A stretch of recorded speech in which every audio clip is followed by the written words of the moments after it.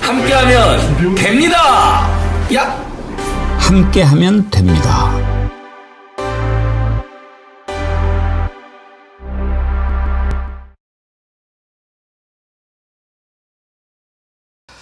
여러분 안녕하십니까? 백운기입니다. 일부 극우 세력들의 준동이 선을 넘고 있습니다. 윤석열 파면이 초일기에 들어가면서 노골적인 헌재 흔들기를 넘어서 대한민국을 무너뜨리려는 짓을 서슴지 않고 있습니다. 성직자라고 차마 부를 수도 없는 목사라는 사람들이 예배를 빙자해서 군중들을 모아놓고 벌이는 한판 굿은 가증스럽기까지 합니다. 어찌 한결같이 그렇게 욕설을 퍼붓는지, 그러고도 목사라고 자임할 수 있는지 애처롭기까지 합니다. 이런 목사들에게 현혹돼서 광장에 나온 세력들에게 묻고 싶습니다. 무엇 때문에 그러십니까? 그리고 이제 곧 윤석열과 김건희 부부가 저지른 온갖 죄상이 다 만천하에 드러나게 될 텐데, 그때도 그런 짓을 보고도 계속 옹호하실 겁니까? 그들의 눈을 가리우고 있는 자들이 더욱 악한 자들입니다. 돈에 눈이 먼 목사들이야 그렇다 치고, 엄연히 대한민국 시스템에서 국회의원이 된 국민의힘 의원들이 사법체계를 무너뜨리고자 하는 시도는 또 어떻게 봐야 합니까? 꽃피는 3월이 왔지만 거센 바람이 겨울 못지않게 차갑기만 합니다. 생방송 백운기의 정치 1번지 출발합니다. 정어리몰 제품을 잠깐 좀 소개해 드릴까요? 이번 주 준비한 제품은 한우 불고기인데요. 여러분 기억하실 겁니다. 작년 이맘때쯤 여러분들이 정말 많이 사랑해 주셨는데 물량이 없어서 더 판매를 못했던 제품입니다.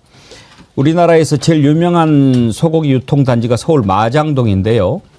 거기에서 40년 가까이 우리나라 한우만 몰두하고 해외 수출까지 하고 있는 제일 큰 한우 축산 기업 태우 한우에서 만든 제품이라서 믿으실 수 있습니다.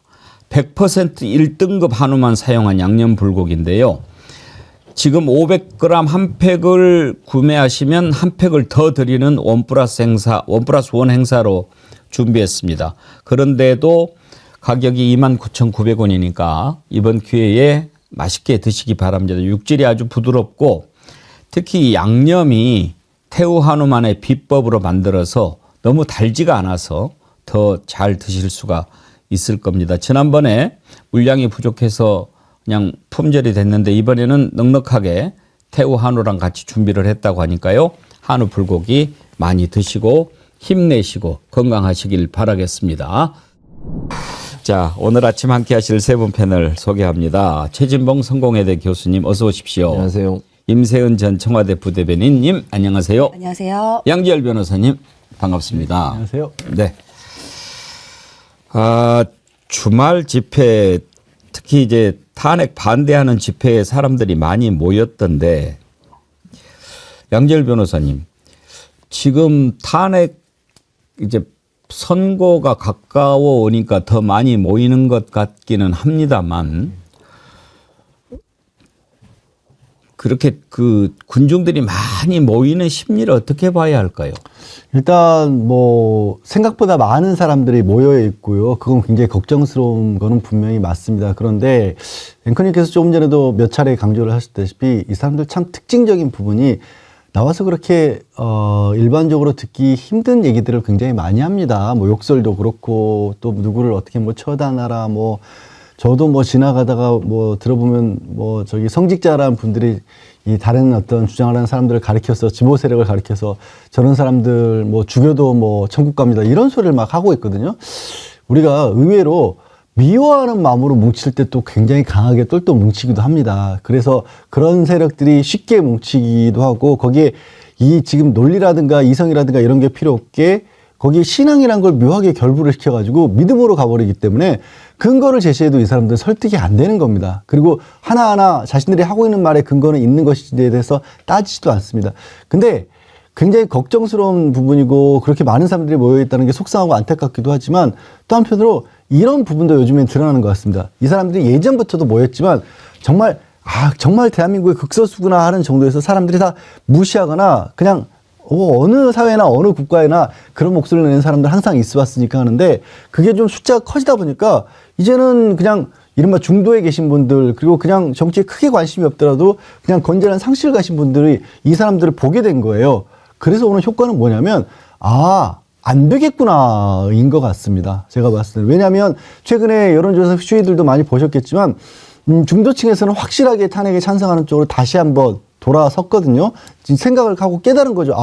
저 사람들이 하는 말이 정말은 무서운 얘기인 거고 저런 주장을 하는 국민의힘 의원들이 얼마나 어처구니 없는 거고 그리고 저런 사람들이 혹여라도 권력에 가까이 가게 되면 대한민국에 무슨 일이 일어나겠구나 엄청난 일이 일어날 걸 깨닫고 계시기 때문에 한편으로 화나고 안타깝고 속상하지만 한편으로는 이 대한민국의 암덩어리가 오히려 드러나서 어떤 부분을 우리가 고쳐나가야겠구나를 더 알게 해주는 그런 일도 되는 것 같습니다.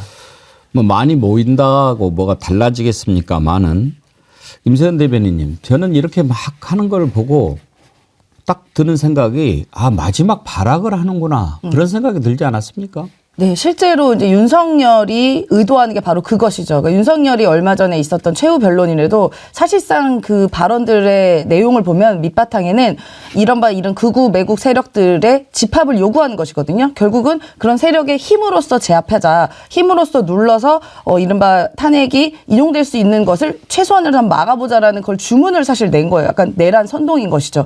사실 근데 그렇게 뭐 500만 명이니 뭐 몇 만이 모였다고는 그들은 말은 그렇게 얘기합니다. 500만 명, 뭐 택도 없습니다. 저도 그 현장에 있었지만요. 말은 뭐 본인도 500만 모였다고 하는데 많이는 모인 건 맞습니다만은 그렇게 모여봤자 결론은 달라질 게 없어요. 본인들이 희망하는 바 절대 이루어질 일이 없고 그렇게 극단적으로 헌법재판관들 이름을 나열하면서 이들을 몰아내자 쓸어버리자 심지어 이제 처단하자라는 얘기까지 나왔거든요. 그럼 오히려 저는 이 한편으로는 그렇게 극단적으로 모는 사람들이 오히려 탄핵의 만장일치를 오히려 조장하는 것이라고 저는 생각을 하거든요. 그래서 이제는 어떻게 한편 생각해 보면 이들이 모였을 때 뭔가 욕을 하고 뭐 하지만 사실 이들은 윤석열의 그 석방과 탄핵 기각에는 별로 관심이 없다고 저는 느껴졌습니다. 얘기를 하는 거 보면. 근데 이들은 뭔가 분노와 화가 굉장히 여기까지 목에 차 있는 것 같은 느낌이 들어요. 그래서 무언가 화풀이 대상을 찾고 싶고 무언가의 본인들의 갖고 있는 응분을 어디다가 막 표출하고 싶었다는 그런 느낌이 들거든요. 그러니까 이들이 윤석열이 왜 탄핵이 안 돼야 되는 근거도 사실 대답을 잘 못합니다. 이야기를 하면요. 그래서 그냥 뭔가 화풀이 대상을 찾고 싶은데 혼자 하면 무섭거든요. 혼자 하면 본인들 또 굉장히 외롭고 외톨이고 힘이 없어요. 그러니까 이 집단이라는 군중의 힘을 빌려서 자신들의 화를 이렇게 내뿜고 약간 배설한다? 저는 그런 느낌을 받았습니다. 왜냐하면은 그때 현장에서 봤을 때 이른바 이제 그 경복궁역, 안국역 쪽에는 이제 우리 탄핵을 찬성하는 그 민주 세력들이 있었고 저쪽에는 광화문 쪽에 있었는데 어르신 몇 분들이 모르고 잘못 들어온 거예요. 이쪽에. 그러니까 자기들도 놀라가지고 막 굉장히 두려워서 눈을 막 굴리더라고요. 근데 만약에 반대 상황이었습니다. 만약 제가 광화문 쪽에 있는 그쪽에 가서 전 맞아 죽었을 겁니다, 아마. 근데 우리 민주시민들은 그냥 지나가는 거 하고 그냥 길을 비켜줘요. 지나가게. 근데 이분들이 오히려 거기서 굉장히 위축됩니다. 그러니까 이 사람들은 제가 봤을 때도 뭐 단체로 막 와서 이런 것도 그 집단의 힘을 빌려서 본인들이 위축됐던 마음을 그냥 표출하는 거 이상으로는 저는 그렇게 판단이 안 됐습니다. 현장에서 봤을 때. 지금 가만히 이렇게 들여다보면 이렇게 많은 군중들이 모이는 그 뒤에 배후 세력들이 있습니다. 이제 그 일부 기독교 쪽에 거짓된 목사들 그런 사람들이 있고요.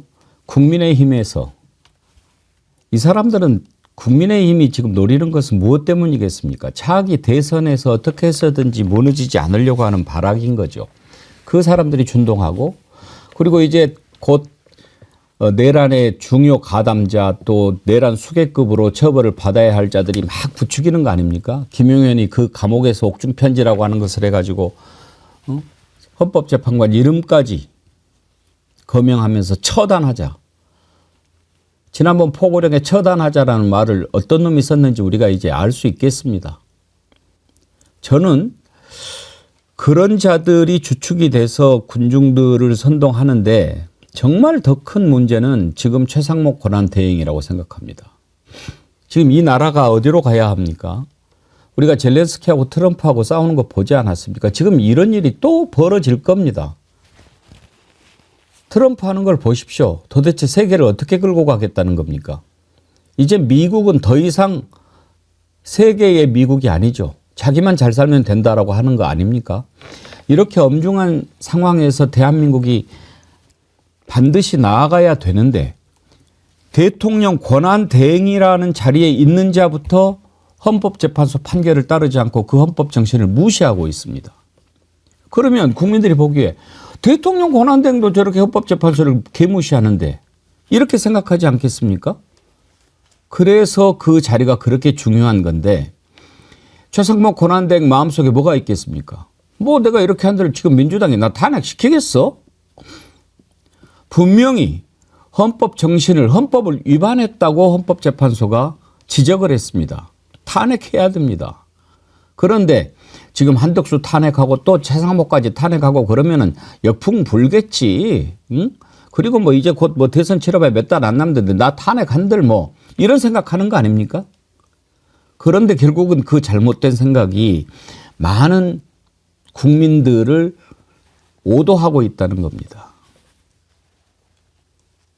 정말 걱정이 많이 되는 그런 주말이었어요. 최진봉 교수님. 그렇죠. 지금 말씀하신 것처럼 사실은 그 집회 나와서 특히 기독교라는 이름으로 나와서 교회가 또 동원을 하잖아요. 버스로 엄청나게 여의도에서 모인 뭐 세이브 코리아 그 말도 도저히 저는 동의가 안 되는데요. 나라를 망치고 있는데 뭔 세이브 코리아입니까? 그래놓고 모여가지고 전국에서 그 버스로 대절해가지고 올라와서 집회한다고 있는 사람들 거기서 찬송가 부르고 기도하고 이런 모습 보면서 참 하나님이 하늘에서 정말 황당해 하실 것 같다 이런 생각이 들었어요. 저는 개인적으로. 저런 모습을 보면서 하나님이 어떤 생각을 했을까? 하나님이 성경을 그들에게 주고 말씀을 줬는데 그 말씀을 곡해해서 자기들 마음대로 그렇게 해석을 하고 하나님은 정의뿐만 아니라 그 나라의 어떤 법치 이런 것도 성경에는 다 지키라고 돼 있습니다. 그걸 무시하고 자기들 마음대로 하라고 돼 있지 않고요. 그럼에도 불구하고 저런 행동을 하고 힘들고 어려운 사람들을 도우라고 성경은 기록하고 있는데 권력자들에게 붙어가지고 그 권력 좀 더 유지하면서 본인들한테 뭔가 떨어지기를 바라는 저런 태도를 보이고 있고 이게 어떻게 목사고 이게 어떻게 성도고 이게 어떻게 교회고 이게 어떻게 기독교라고 얘기할 수 있겠습니까? 저는 아니라고 봅니다. 다 정치적인 이해관계, 돈의 문제, 금전적인 이득 이런 부분과 연관돼 있지 않으면 저런 행동을 할 수가 있겠습니까 대체?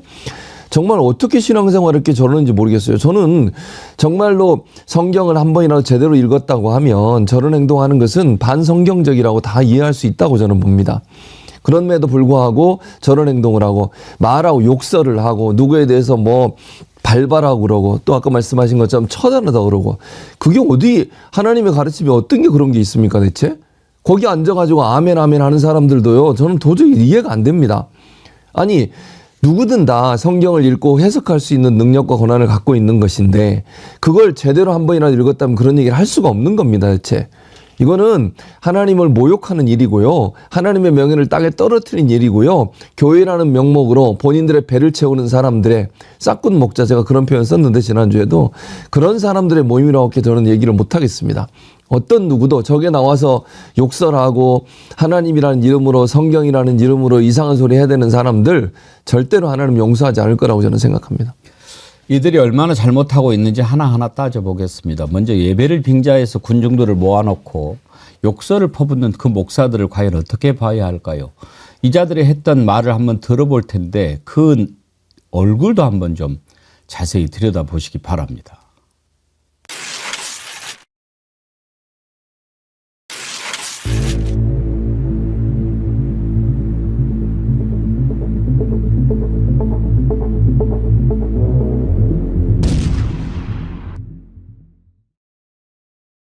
발바송을 하겠습니다. 우정배를 밟아! 이미선을 밟아! 헌재를 밟아! 지금 헌법재판소 장난치고 있는데 And the Constitutional Court 8명의 재판관들이 is wreaking havoc in our nation. 헌법재판소를 지금부터 해체하겠습니다. Starting from 문영배, 정계선, 이미선, 야이 당장 멈춰라! 너희가 대통령을 탄핵하려고 한다면은 문영배 이 넌 나한테 죽어! 그런데 이미선한테 이래. 아 이미선이 여자 아니여? 여자한테는 뭐라고 해야 돼? 시작! 동성애를 넣나 왜 그러는 거야? 저런 자들이 목사라고 합니다. 목사 맞습니까?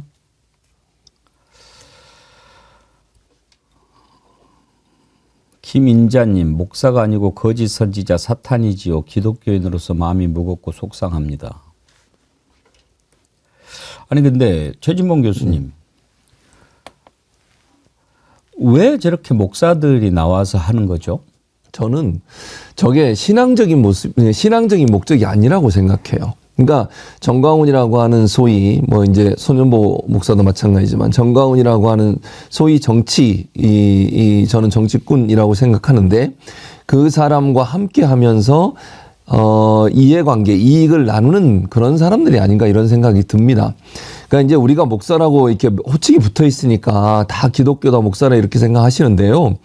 이제 뭐 교회를 좀 다녀보신 분들은 아시겠지만 기본적으로 목사를 이렇게 임직하는 소위 이제 안수하는 그건 교단이라는 곳에서 합니다. 근데 그 교단이라는 것은 국가가 관리하거나 운영할 수가 없어요. 어떤 형태로 운영되냐면 교회들이 모여서 자기들이 교단을 만들기도 하고요. 그 교단에서 교회 안에 신학교를 만들어서 거기서 교육을 시키고 자체적으로 그리고 그 사람들을 교육시킨 다음에 목사로 안수를 합니다. 그럼 다 목사라고 부르는 거예요. 이게 무슨 국가에서 공인된 어떤 소위 뭐 공인된 자격증처럼 그런 국가가 관리할 수 있는 게 아니에요. 그리고 교육부에 등록도 안 된 신학교들이 엄청나게 많습니다. 우리나라에. 교회 안에서 운영을 해요. 자기들끼리 모여가지고. 그래가지고 교육시켜가지고 일정 시간 지나면 목사 안수를 막 주는 거예요. 그리고 목사라고 타이틀 달고 다녀요. 그러니까 이게 목사라고 해서 다 목사가 아니에요. 저는 그렇게 생각합니다. 기본적으로.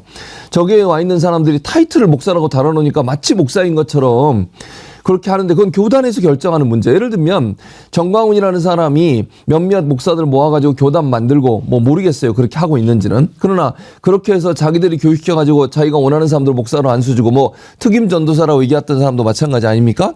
전도사라는 사람이 법원에 들어가서 폭력을 행사하고 국가기관의 권능을 완전히 무력화시키는 그런 행동을 하는 사람이 어떻게 전도사는커녕 그건 신자도 아니에요. 그렇기 때문에 저는 목사라고 나왔기 때문에 기독교다. 저는 그렇게 생각하지 않습니다. 그렇게 믿어서도 안 되고요.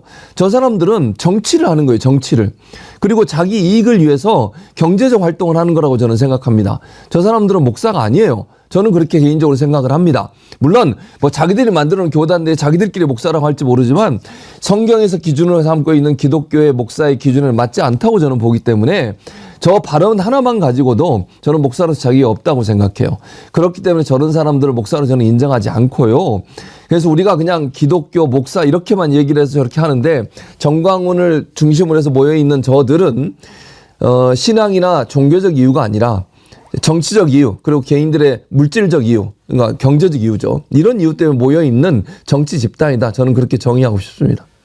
더군다나 정광훈은 어떻게 목사가 됐는지조차도 불분명한 자 아닙니까? 그렇죠. 정식으로 신학대학을 나와서 목사 안수를 받았는지 지금 의심이 많이 가는 행적들이 있지요. 이번에 참여한 그 교회들을 한번 살펴보지요. 어떤 교회들인가? 보면 그래도 지역에서 제법 규모가 있는 교회들입니다. 서울 금란교회 김정민 목사, 성남 순복음 서울 진주 초대교회 전태식 목사, 대전 즐거운교회 이선규 목사, 수원 명성교회 유만성 목사, 대전 송촌 장로교회 한택균 목사, 서울 청운교회 이필산 목사, 경주 현곡교회 임정환 목사, 경기 경성교회 이정근 목사, 대구 화원성명교회 장상관 목사. 지금 이 교회는 이번 윤석열 탄핵 반대 집회에 버스를 동원해서 참가한 그게 포착된 그 명단입니다. 임세현 대변인. 네. 그냥 임의로 저희가 정리한 게 아니고요. 네, 맞습니다. 그래서 실제로 어느 뭐 휴게소에서 모여서 단체로 이동했다는 그런 증언들도 있고요. 사실 저곳 말고도 세이브 코리아 등등 비롯해서 많은 곳에서 이제 버스가 동원돼서 출발했다는 여러 가지 정황들과 의견들이 있습니다. 근데 저 버스들이 뭐 자발적인 사람들도 있겠지만 일부 동원된 것도 굉장히 많다는 것도 사실이고, 그리고 교회 같은 경우는 일부 좀 특수한 교회들이 좀 있어요. 뭐 저도 사실 원래는 기독교 개신교였다가 저런 교회의 민낯을 보고 좀 실망해서 이제 이제 개종을 한 경우인데요. 보통 뭐 다는 아니지만 일부 소수의 교회에서는 목사님의 말을 거의 하나님의 말처럼 받든 곳이 많습니다. 그리고 일부 저 교회에서 뭐 장로니 뭐 무슨 뭐 권사니 등등의 여러 가지 직책들이 있잖아요. 그게 대부분이 금전적인 거 굉장히 연관이 되는 경우가 많아요. 헌금을 누가 내는가가 사실상 권력의 순위가 매겨지는 것들을 여러 가지로 목격을 했거든요. 그래서 아마도 저쪽에서도 뭐 구역이나 이런 거 중심으로 이날 가자 하면은 그냥 우르르 뭐 내가 그 생각에 반대하더라도 가는 분들이 전 일부 많다고 알고 있습니다. 그리고 저 안에 동원된 버스에는 일부는 뭐 참가비가 뭐 3만 원에서 5만 원 정도 하는데 그 돈을 내고 들어가면 어떤 분들이 오셔서 고가의 뭐 건강기능식품 50에서 60만 원짜리를 판매를 하기도 하고 이거 좀 사주세요 하면 진짜로 정말 많이 산다고 해요. 그럼 그걸 봤을 때 저는 저게 과연 자발적인 분들이 몇이나 될까에 대해 의구심을 갖지 않을 수가 없습니다. 그러니까 그냥 뭣도 모르게 가신 분도 있고 아니면 내가 친한 사람들이 가니까 그냥 따라서 가는 사람들도 있고 분명히 그럴 거라고 저는 알고 있거든요. 근데 지금 교회가 저는 아까 목사님이랑 얘기하지만 저는 아까 말했던 그 욕설했던 분들을 보면 지켜봤을 때 그렇게 기독교에서 싫어하는 사탄 있지 않습니까? 사탄이 사람으로 부활해서 태어났다면 바로 저 사람들일 것 같다. 저는 그런 생각을 지을 수가 없습니다. 어떻게 교회라는 그 신성한 어떻게 보면 신앙의 정점에 있는 곳에 있는 곳은 소망, 희생, 사랑, 타인을 위한 박애주의 이런 게 기본 바탕이 돼야 되는데 타인을 죽이려 하고 욕설하고 무슨 그 분노에 처해 있고 그걸 타인의 그 피해를 통해서 혹은 폭력 통해서 해소하는 어떻게 이게 신앙의 중심입니까? 저는 절대로 저 사람들이 교회라는 이름만 거쳤을 뿐이지 신앙이라는 것과 매우 무관한 사람들이고 그냥 동원된 정치꾼들, 집단들 뭐 어떻게 보면 광기의 집단이다. 저는 그렇게 부르고 싶습니다. 우리 임세은 대변인님 말씀하시는 걸 들으면서 참 마음이 아픕니다. 크리스찬으로서. 결국은 저런 잘못된 자들이 기독교에 대한 인식을 더 나쁘게 만들고 있는 겁니다. 미경TV님, 지방 곳곳에 버스 대절해서 참가비 내고 올라오고 버스에서는 물건 비싸게 팔고. 지훈IS님, 관광버스 대절 1인 3만 원 주고 탔답니다. 차 안에서는 고가의 약도 팔고요. 지금 그렇게 하고 있는 게 다 나오는 거죠. 달개비님, 목사가 아니고 시장에 뱀장수구만. 이렇게 스스로 욕을 먹게 만드는 겁니다, 지금. 예, 그럼에도 불구하고 이제 두 분의 말씀에도 공감을 하면서 한편으로는 조금 더 걱정스럽게 보는 시각이 저는 있습니다. 어떤 말씀이냐면 최근에는 뭐 이 일부 그러니까 기독교 내에서도 그러니까 보수의 신학에서 어떻게 보면 정통파라고 분류됐던 사람들조차도 이 집회에 참석을 하고 있거든요. 그러니까 정통 신학을 이끌었다라고 하는 그런 어떤 신학대학 출신들도 여기에 가담하고 있는 게 현실이에요. 그것 또한 어떻게, 왜냐하면 지금 말씀하신 그런 부정적인 부분들만 보다가는 자칫 아직도 굉장히 극소수로만 볼 수가 있는데 그렇게 보기에는 지금 기독교계가 만만치 않은 그런 상황이에요. 참고로 저도 뭐 교회를 다니는 입장이기 때문에 오히려 뼈아프게 말씀을 드리는 거고요. 그 안에 배경을 보면 굉장히 여러 가지 대한민국이 가지고 있는 어떤 역사라든가 모순점들이 결합되어 있는 부분들이 아시겠지만 우리가 유교화를 거치면서 굉장히 대한민국이 어려운 시절을 겪었을 때 미국과 특히 이제 기독교와 이렇게 결합된 데에서 원조도 많이 받았고 한국 사회를 이끄는 데 원동력이 됐던 부분들도 있었고 어려운 시기를 이뤄내는 과정, 극복에 내가는 과정에서 그런 것들이 신앙이라는 힘으로 또 한국 사회, 대한민국을 또 이끌었던 부분도 분명히 있었던 겁니다. 그런데 그렇게 되는 과정에서 또 뭐가 문제가 생기냐면 우리는 지금도 극복하지 못하고 있는 문제가 남북의 대척점이라고 하는 그런 어떤 현실이 있지 않습니까? 그래서 또 그 북한은 또 종교를 인정하지 않기 때문에 이 교회와는 또 상극에 있었던 거죠. 그러니까 경제적으로 성장하는데도 기독교가 있었고요. 그다음에 이 대한민국의 분단 현실을 이용해서 이 북한과 극단적으로 대립하는 것에서도 교회가 있었던 겁니다. 그 교회가 가지고 있는 본질적인 속성을 일부 보수 내지는 지금도 뭔가 획책하는 세력들과 그게 결탁을 했던 거죠. 자본적으로 대한민국의 경제로 성장을 했고 또 사회적으로는 여전히 대립하고 있는 이런 문제, 이거에 한국교회가 그 틈을 찾았고 또 교회가 대형화된 부분들이 대한민국의 교회가 가지고 문제점으로도 많이 지적을 하는데 교회가 대형화되다 보니까 또 세력이라는 걸 목사들이 가지게 됐고 그 세력이라는 거 하는 게 이른바 민주적인 어떤 세력의 입장에 봤을 때는 반대편으로 항상 갈 수밖에 없었던 거예요. 좀 단적으로 항상 진보적인 정권이 들어왔으면 북한과의 대화 타협을 강조했는데 여기에 또 못마땅해 하는 사람들이 있었던 거거든요. 그런 부분들을 누군가가 교묘하게 끌어다가 그 사람들을 끌어다가 동원하고 있는 거고 또 처음에 말씀드린 것처럼 사람이 되게 희한한 게 누군가 적을 만들고 미워하지 않습니까? 그러면 그 적을 생각하는 사람들끼리 또 아주 쉽게 단결하는 속성들까지 있는 거예요. 그런 많은 모순들이 보여지는 게 지금 이제 대한민국의 교회라고 하는 그 어떤 집단이 보이는 속성이어서 굉장히 걱정스럽지만, 한편으로는 아까 처음에도 말씀드렸지만 이 사람들이 너무 커지다 보니까 또 국민 대다수, 절대 다수는 안 되겠구나 하는 인식에도 또 눈을 뜨고 있는 것도 저는 현실이라고 봅니다. 표고버섯이 조아님, 모든 교회를 싸잡아서 욕하지는 마시길 바랍니다. 사이비 종교 집단 욕하시는 건 좋습니다만 전체적으로 싸잡아서 교회 욕하지는 마시길 바랍니다. 부탁드립니다. 그러셨는데, 그렇죠. 정말로 진정한 기독교인이라면 이럴 때 정말 눈물로 기도해야 합니다. 왜 이렇게 됐습니까? 정현숙님, 저는 TBS만 보았지 현장에서 직접 본 것은 처음이에요. 지난번에 퇴근하고 외대에서 내렸는데 이문동 외대에서 탄핵 반대 집회를 처음 보았습니다. 말로 표현할 수 없을 정도로 입에 담을 수 없는 욕을 하는데 정말 부끄러워서 몸소리가 쳐져서 토할 정도였습니다.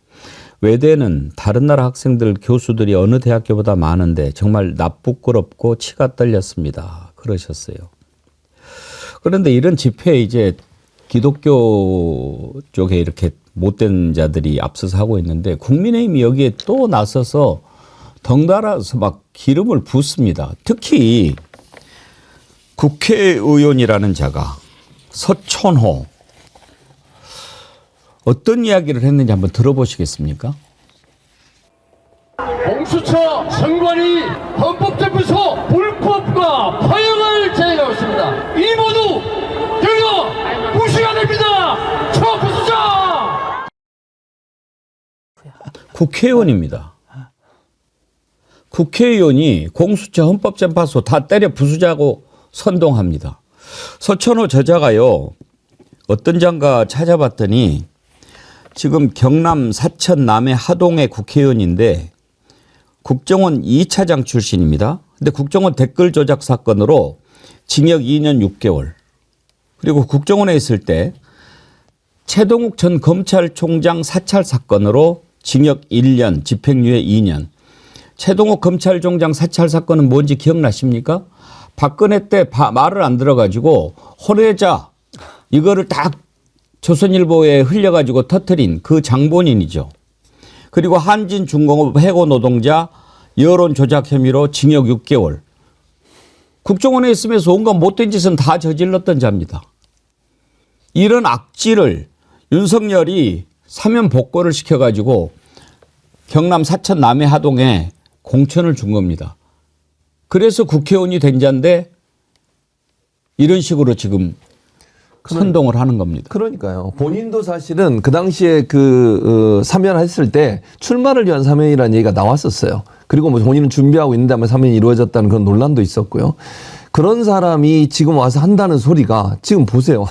아니, 국회의원들을 보통 헌법기관이라고 얘기하잖아요. 한 사람 한 사람이. 국회는 헌법기관이고 물론 국회의원 한 사람도 헌법기관이면 그건 자기도 그냥 때려 부셔도 되는 겁니까? 아니, 같은 헌법기관인 헌법재판소에 대해서 또 공수처는 국가의 기관이고요. 수사기관이고요. 국가의 수사기관 그다음 헌법기관에서 때려 부수자니요. 저 사람이 어떻게 국회의원을 할 수가 있는 거죠? 저는 국회의원은 자기가 없다고 당장 전 제명시켜야 한다고 생각해요. 저런 사고방식을 갖고 있는 사람이 국회에서 의정활동하면서 제대로 하겠습니까? 국가의 시스템 자체를 무시하고 법치주의를 무시하는 인간이에요. 아니, 법치주의를 무시하는 사람이 무슨 국회의원을 하냐고요. 자기는 그런 권한도 없어요. 저 정도 말을 할 거면 국회의원 자격이 없는 사람이에요. 아니, 자기는 헌법기관이라고 법도 만들고 법을 제정하는 일에 역할을 하는 사람이잖아요. 그런 사람이 국가의 시스템도 법치주의도 완전히 무시를 해요. 그럼 자기는 뭡니까 대체? 자기도 그럼 국회의원 하면 안 돼요. 헌법기관의 역할을 하면 안 된다고요.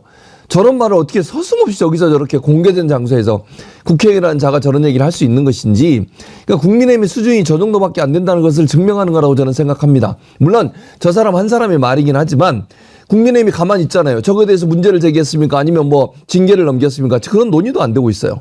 입 닫고 있고요. 저는 제명시한다고 생각하고요. 저런 사고방식을 갖고 있으니까 헌법재판부 재판관들을 밟아라 그러고 처단하자 그러고 그런 얘기가 막 난무하고 있는 거 아닙니까? 저런 자들이 소위 국회의원이라는 자들이 저런 얘기를 하니까 내란 선동이 되는 것이고요. 일반 국민들이 거기에 그냥 부하 내동을 하는 일이 발생하는 거예요. 특히 집회에 나온 사람들 생각할 때 어떤 생각 들겠습니까? 국회의원도 저렇게 얘기하는데 그래도 되나 보다. 이런 생각이 들지 않겠어요? 어떻게 저런 사람을 국회의원 후보로 만들고 그 사람을 또 사면 복권에 국회의원 나오게 만들고 이런 일을 했던 것이 윤석열이고 국민의힘입니다. 뭘 더 기대하겠습니까? 근데 얼마나 웃기냐면요. 양재열 변호사님, 이자가 원래 경찰 출신이더라고요. 부산지방경찰청 이명박 정부 때 했었는데 그때 이제 인터넷 댓글 여론 조작 사건에 가담해가지고 그때 검찰이 직권남용 권리행사 방해 혐의로 기소를 해서 징역 6개월 집행유예 1년 했는데 그때 당시 기소했을 때 검찰 수사 책임자가 윤석열이었어요. 서울중앙지검장을 했어요. 그러니까 윤석열이 하는 짓을 보면 이렇게 딱 해놓고 목을 딱 죄인 다음에 네. 어떻게 장난을 해서 댓글 만드는 것 같아요. 그런데 이자가 이런 식으로 해서 출마를 할 수가 없는데도 선거를 5개월 앞두고 그 경남 사천 지역에 집을 사요. 예. 뭐 때문에 샀나?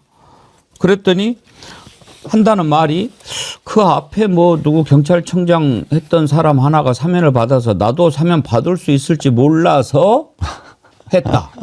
그렇게 얘기를 하는 거예요. 이게 말이 됩니까? 그러니까 지금 갑자기 문득 떠오르는 게 지금 우리 명태균 게이트 얘기를 안 할 수가 없지 않습니까? 김영선 뭐 4선 의원이었는데 이 5선에 공천이 될지 말지 모르는 걸 옆에서 명태균이 그 들러 붙어가지고 여론 조작해가면서 윤석열을 기쁘게 한 다음에 그걸 가지고 대통령이 되는데 기이했던 공로를 얻어낸 거 아니겠습니까? 그러면서 그런 일이 지난주에 나온 거 보면 김영선만 있는 게 아니다라는 얘기를 이제 명태균 스스로 해요.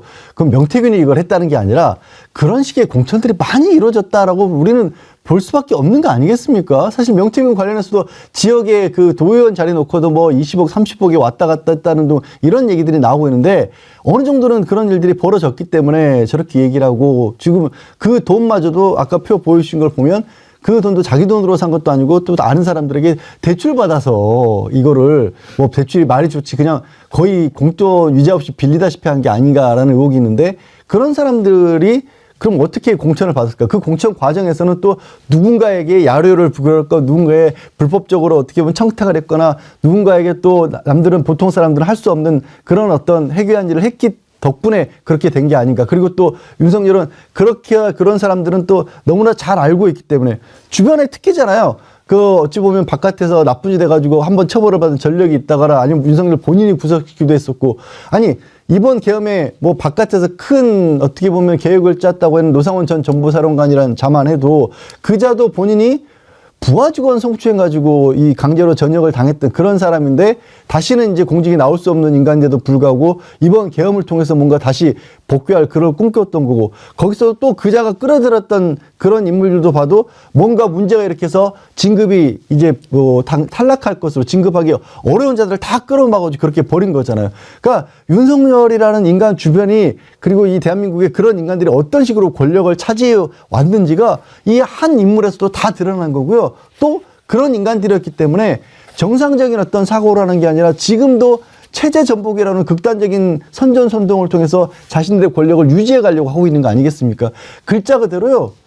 요즘에 뭐 이재명 대표도 그런 얘기를 했습니다만 대한민국의 보수는 없는 것 같습니다. 저쪽에. 대한민국 보수는 없고 반체제 세력들로 다 모아져 있었고요. 요즘 제가 어디 가서 방송할 때 보면 제가 체제 수호에 앞장서고 있는 것 같아요. 그렇지 않습니까? 지금 현실이? 윤석열이 이자를 2번이나 사면을 해줬더라고요. 2년 연속 특별 사면을 해줬어요. 맞습니다. 이런 경우도 처음입니다. 맞습니다. 이때 이제 주요 정책에 있는 사람과 공직자 중에 2년 연속 특별 사면 받은 사람은 2014년부터 2024년까지 이 서천호가 유일합니다.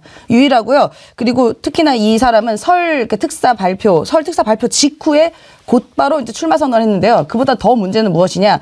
특사 사면 발표 있기 전에 국민의힘에 비공개로 몰래 공천 신청을 했습니다. 그러니까 이미 본인이 공천할 수 있는 자격이 안 되는데 몰래 사면 발표 나기 전에 공천 신청을 했다는 것은 무엇이냐? 이미 자기가 사면될 것이라는 거는 알고 있었다는 것입니다. 그럼 무엇이냐? 어떻게 아는 겁니까? 사면을 누가 하는데요? 대통령의 고유 권한이니까 윤석열만이 할 수 있는 거예요. 그러면 윤석열과 사전에 어떤 교감이 있었던 거 아니냐? 야, 내가 너 사면해 줄 테니까 너 거기서 공천해 라고 하지 않고서는 자기가 무슨 배짱으로 사면도 안 된 사람이 공천 신청을 몰래 합니까? 그러니까 이른바 그 당시는 약속 사면이다라는 이야기가 나왔습니다. 매우 재질이 나쁘고요. 윤석열 주변에는 죄다 이런 수준의 인간밖에는 없는 거예요. 그러니까 윤석열이 스스로도 이야기한 적이 있습니다. 본인에게 충성하기 위해서 본인에게 충성하는 사람 만들기 위해서는 본인보다 훨씬 떨어진 사람, 그리고 본인이 도와줘서 뭔가 은혜를 갚게 해준 사람, 그러니까 이른바 좀 덜 떨어진 사람이라고 하죠. 그런 사람들. 그런 사람이 있어야지 본인 잘 해주고 승진시켜줘야 자신한테 충성한다라고 이야기를 한 적이 있었어요.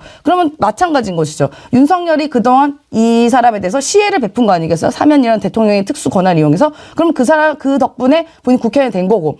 그러고 나서 윤석열이 저 지경이 되니까 아직까지도 충성을 잃지 않는 것. 이게 윤석열만이 가지고 있는 인간 다루기 아닌가. 본인만의 손자병법인 것 같습니다. 그래서 주변에 패급밖에 없다. 그렇게 생각합니다.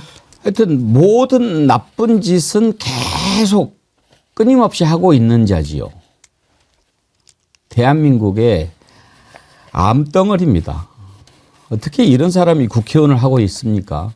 정말 저는 그 지역구 주민들이 이런 거는 그냥 두고 보면 안 된다고 생각합니다. 지금 이렇게 미친 짓을 계속 하는데 더 미쳐 있는 것은 지금 이제 수감돼 있는 김용현입니다. 그 옥중에서 물론 할 일이 없겠죠. 그런데 밖에서 이렇게 못된 집회가 열리는 것을 알고 막 그 선동을 하는데요. 김용현의 변호인이 김용현의 옥중 편지를 그 집회에 나와서 읽어줍니다. 그걸 보면 기가 차서 말이 안 나옵니다. 어떤 내용이 들어있는지 한번 보시겠습니까? 장관이 적어주신 구호를 제가 읽고 외치겠습니다. 함께 따라해 주십시오. 불법 탄핵 재판을 주도한 문영배, 이미선이, 정재선이를 즉각 처단하자! 처단하자! 그 편지 한번 띄워주십시오. 김용현이가 옥중에서 썼다는 편지인데요. 존경하는 국민 여러분, 그러면서 이렇게 쭉 썼는데 맨 마지막에 이렇게 그 3.1절 날 이게 할 얘기입니까? 대한 독립만세를 외쳤던 심정으로 윤석열을 지켜달라고 하면서 문영배, 이미선, 정계선을 처단하라. 이렇게 사주합니다. 최진봉 교수님. 예. 저런 것을 이렇게 쓰고 밖에서 읽고 이렇게 한단 말입니다. 이게 그러니까 이해가 안 되는 행동이잖아요. 3.1절이 어떤 날입니까? 우리가 일제의 압박으로부터 벗어나기 위해서 민중들이, 국민들이 일어난 그 일 아닙니까? 아니, 일제가 우리를 압박했던 것과 윤석열이 독재를 통해서 국민을 억압하는 것과 뭐가 다릅니까? 크게 다르지 않다고 봅니다, 저는. 물론 세력이 다를 수는 있겠지만요. 올바른 방법이 아니라 민주주의를 파기하는 행동을 했던 것은 둘 다 비슷하다고 저는 봅니다.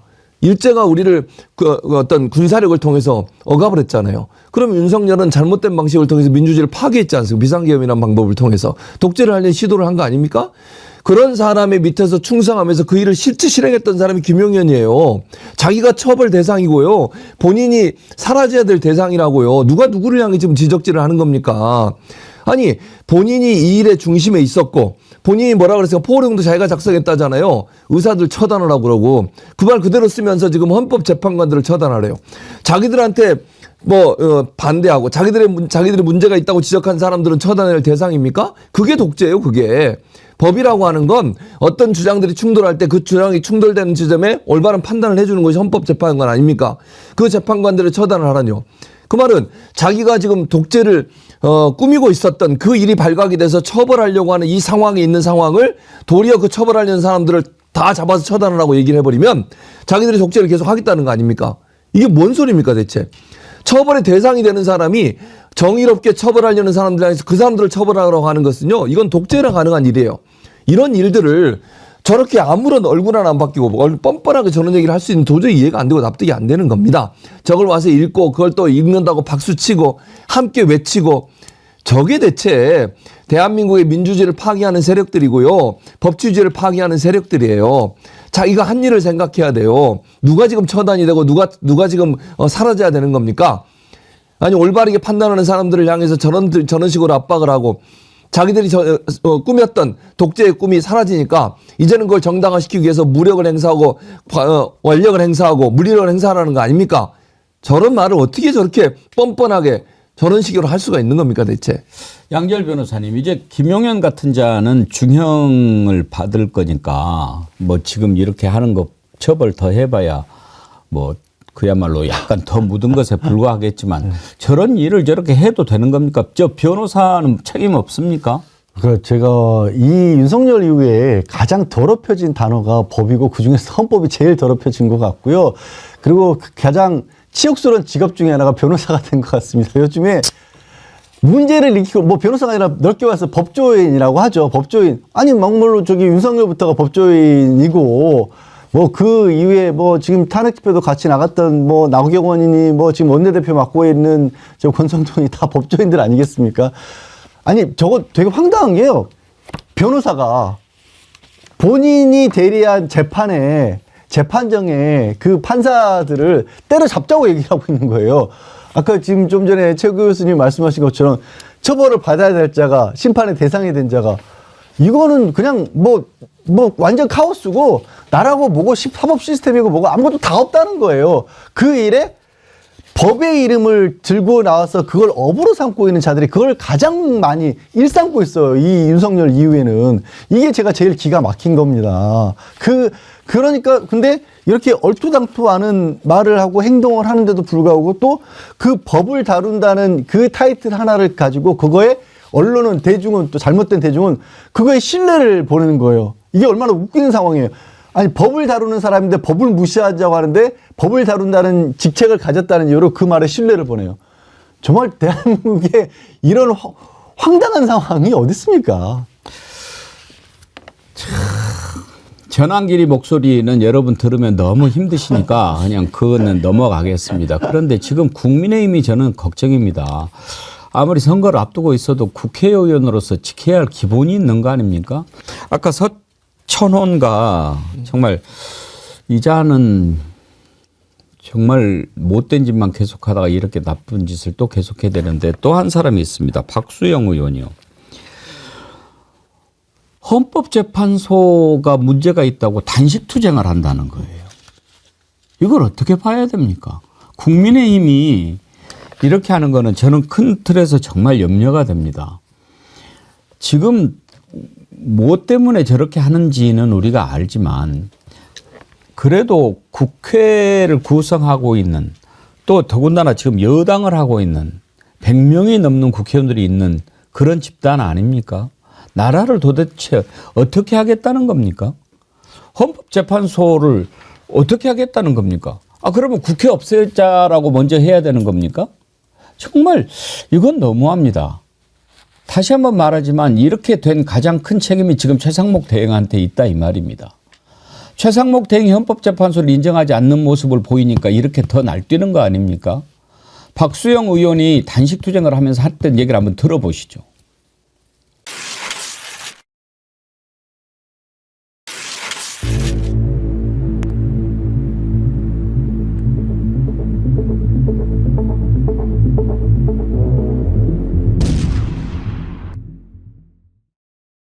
헌법재판소는 대통령이 임명하도록 되어 있습니다. 추천을 받아서 최상목 권한대행이 제대로 판단해 주시기를 저라도 목숨 걸고 단식하겠다. 그래가지고 지금 단식 투쟁을 하고 있는데 자 헌법재판소가 지금 우리 헌법에서 중요한 헌법 사안에 대해서 판단하도록 되어 있는 기관 아닙니까? 그래서 그 헌법재판소가 판결을 내렸지요. 이거 임명하지 않으면 헌법을 어기는 거다. 그런데 그거 임명하면 안 된다. 그거 임명하면 안 되는데 임명할까 봐 내가 단식한다 이거거든요. 이 자가 현역 국회의원입니다. 그러니까 대한민국 법 질서를 무시하자고 지금 얘기하는 겁니다. 최진봉 교수님, 네. 이거 어떻게 국회의원입니까? 국회의원 자격이 없는 거죠. 아니 법을 만드는 곳이에요. 법에 의해서 만들어지는 헌법재판소고요. 헌법재판소에서 협의해서 평의를 거쳐서 결정을 내린 겁니다. 그러면 어떻게 해야 돼요? 그러면 따라야죠. 아니요. 생각을 해보세요. 어느 재판, 그러니까 뭐 피의자든 피의자들이 예컨대 재판의 결과가 나왔어. 근데 지금 박수영 의원처럼 모든 사람이 안 지켜보세요. 어떻게 되겠어요, 세상은? 아니, 감옥에도 안 가. 뭐, 나 징역 3년 웃기고 있네. 내가 볼 때는 아니야. 하지 마. 이렇게 하면 어떻게 되는 거예요? 이게 법치주의가 무너지는 겁니다. 헌재가 결정한 것도 법률적 판단이고요. 법률적 판단은 내 마음에 안 들어도 따라야 되는 거예요. 그게 민주주의를 구성하고 있는 근간이고요.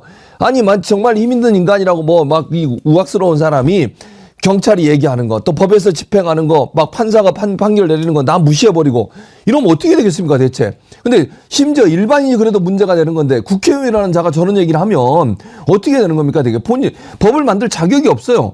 법에 의해서 만들어진 기관에 대해서 무시하고 그 법을 만들어진 기관 헌재에서 이건 위헌이다라고 판단을 내렸으면 따라야 되는 거예요. 내가 원하든 원치 않든, 동의하든 동의하지 않든. 동의하면 따르고 동의 안 하면 안 따릅니까? 아니, 조국 전 대표는 지금 감옥 가 있어요. 본인은 무죄라고 생각하고 본인은 죄가 없다고 생각하는데 가 있잖아요. 근데 뭐 이재명 대표에 대해서 재판 결과가 나오니까 자기들이 절대 유죄라고 나오면 좋다고 박수 쳐주고 무죄라고 하면 또 비판하고 이게 뭐 하는 짓입니까 대체? 아니, 하나만 하라고 해서 하나만. 아니, 국회의원한 자가 법을 만드는 입장에 있는 사람이 법을 만들어서 그것 때문에 그걸로 운영되는 모든 기관에 대해서 또는 헌재에 대해서 저런 식으로 대응을 하면 저거는요, 법을 만들 자격도 없고요. 민주주의를 지키려는 생각도 없는 사람이에요. 저런 사람이 어떻게 국회의원을 하고 있는 거예요, 대체? 지금 단식 투쟁한다고 그러면서 사전을 올렸는데요. 약자의 저항 이런 글을 올렸어요. 지금 자신이 약자라는 거죠. 여당 국회의원이. 응? 초췌한 몰골. 색깔 좋은데? 참. 아니 지금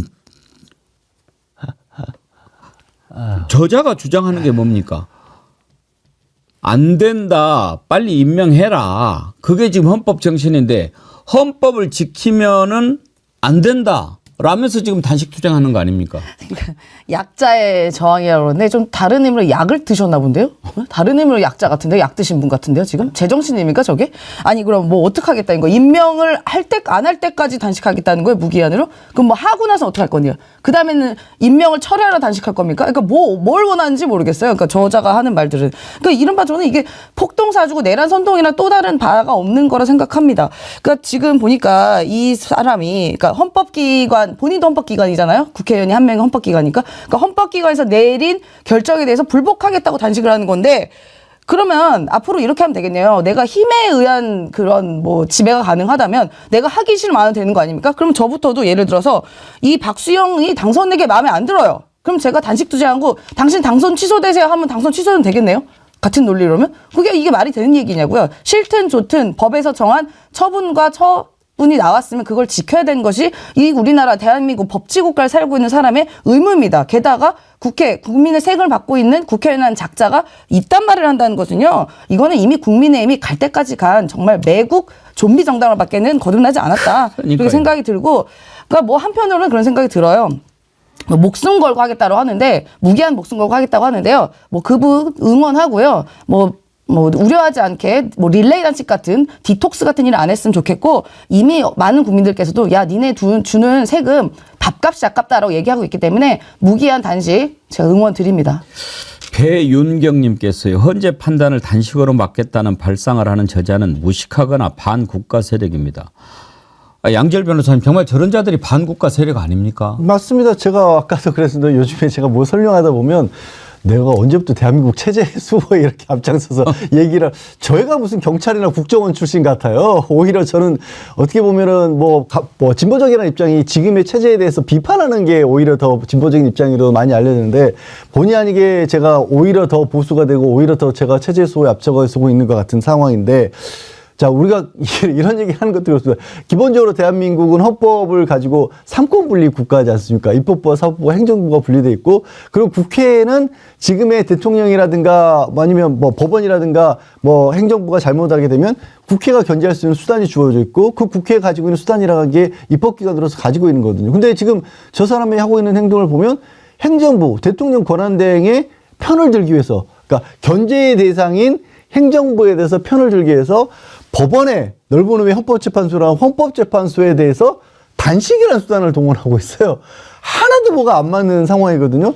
아니 정말로 우리가 적용하는 체제 안에서라고 한다면 헌법재판소 재판관이 잘못된 부분이 있고 불법적이고 위법 위헌적인 부분을 자행하고 있다고 하면 탄핵을 할 수도 있어요. 국회에서. 그런 수단은 생각을 쓸 생각이 아예 없는 거고 행정 오히려 대통령에 대해서도 지금 대통령 권한대행이 지금 넓게 놓고 보면 국회에서 결정한 사항이거든요.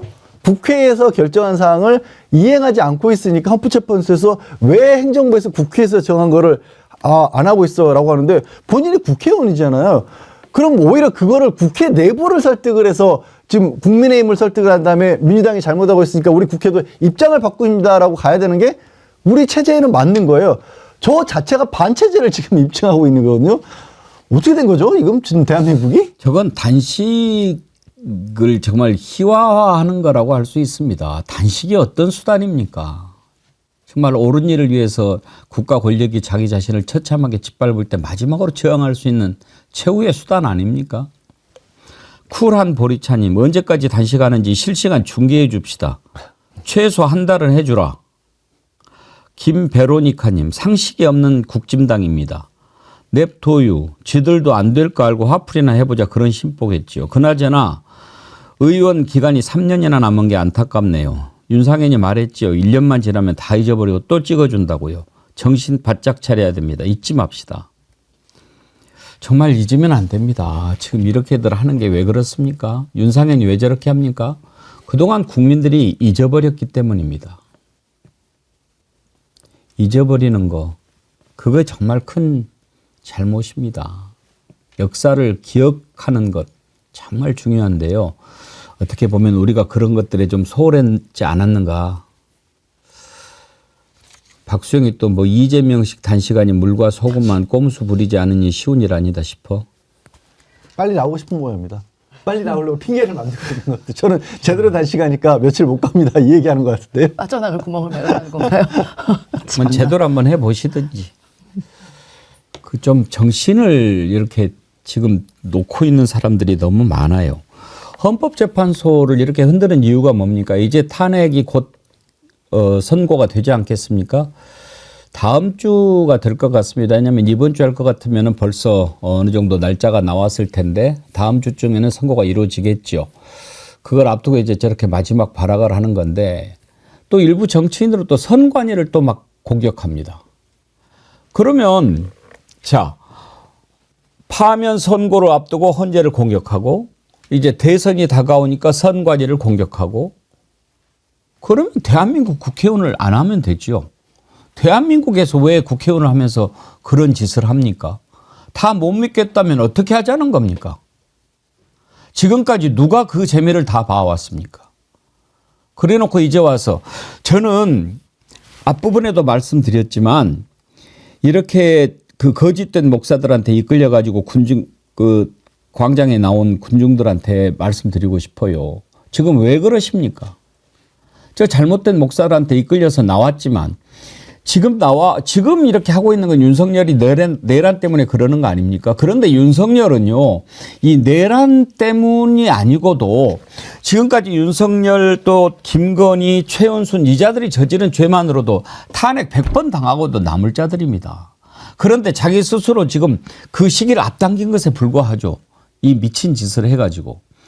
이제 곧 이제 파면되고 나서 민간인이 되면 그동안에는 대통령이라고 하는 자리에 있었기 때문에 내란죄나 외환죄가 아니면 소추가 안 되니까 수사를 제대로 못하고 있었을 뿐 이제 민간인이 되면 그동안에 윤석열이 저질렀던 얼마나 많은 죄들이 있습니까? 이걸 다 수사하게 됩니다. 그러면은 얼마나 많은 죄들이 다 드러나겠습니까? 그 추악한 짓들이. 이채양명주의 진상이 다 드러날 겁니다. 어떤 짓을 저질렀는지. 그때도 여러분들의 행동이 옳았다고 생각할 수 있겠습니까?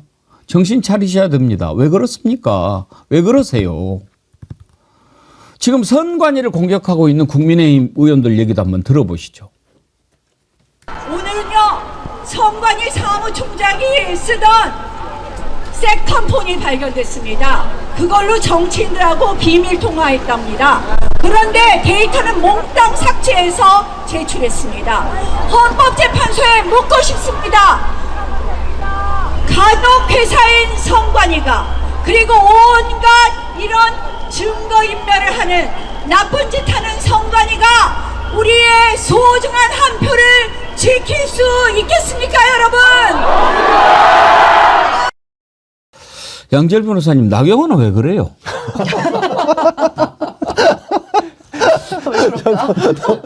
너무 그러니까 앵커님이 저렇게까지 여쭤보시는 이유가 제가 웃으면 안 되는데도 불구하고 너무 어이가 없어서 저도 웃은 겁니다. 사실 왜냐하면 나경원이라고 하는 국민의힘의 중진에 그리고 저 사람도 또 법조인 게다가 판사 출신 아니겠습니까?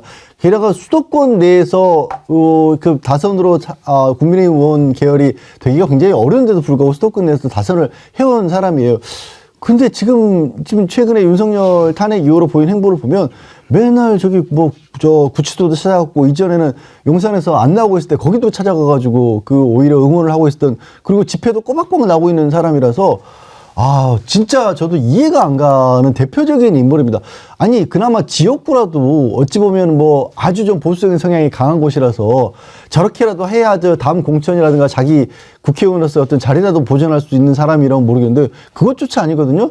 그러다 보니까 온갖 생각이 다들 윤석열 관련해서 저 사람도 잡힌 거 있나? 이런 생각까지도 엉뚱하게도 할 정도의 지경인 거고요. 저희도 이제 방송 나간 사이에 저희 세 명이 또 얘기한 게 저 사람은 저 문제 있다는 선관위 전 사무총장이 그 국민의힘 계열로 공천받은 거 알고 저러는 걸까? 이해가 하나도 안 가서 계속해서 어이가 없어서 헛웃음이 나오는 겁니다. 저 문제 있다고 아시겠지만 문제 있다고 지적된 분 강화 쪽에서 국민의힘 군수로 공천을 받으려고 했던 거예요. 맞아요. 정말 이해가 안 돼요. 그러니까 재발 찍은 거예요. 자기 도끼로 재발을 찍은 거예요. 제대로. 그러니까 저 사람이 저 세컨폰, 그러니까 그 두 번째 폰이라고 그러죠. 세컨폰을 사용하게 된 시점이 어디냐면요. 2020년 1월이에요. 근데 아시는 것처럼 2020년은 대선이 있었고 3월에 그리고 6월에 지방선거가 있었어요. 그럼 누구랑 통화했겠습니까? 아니 생각을 해보세요.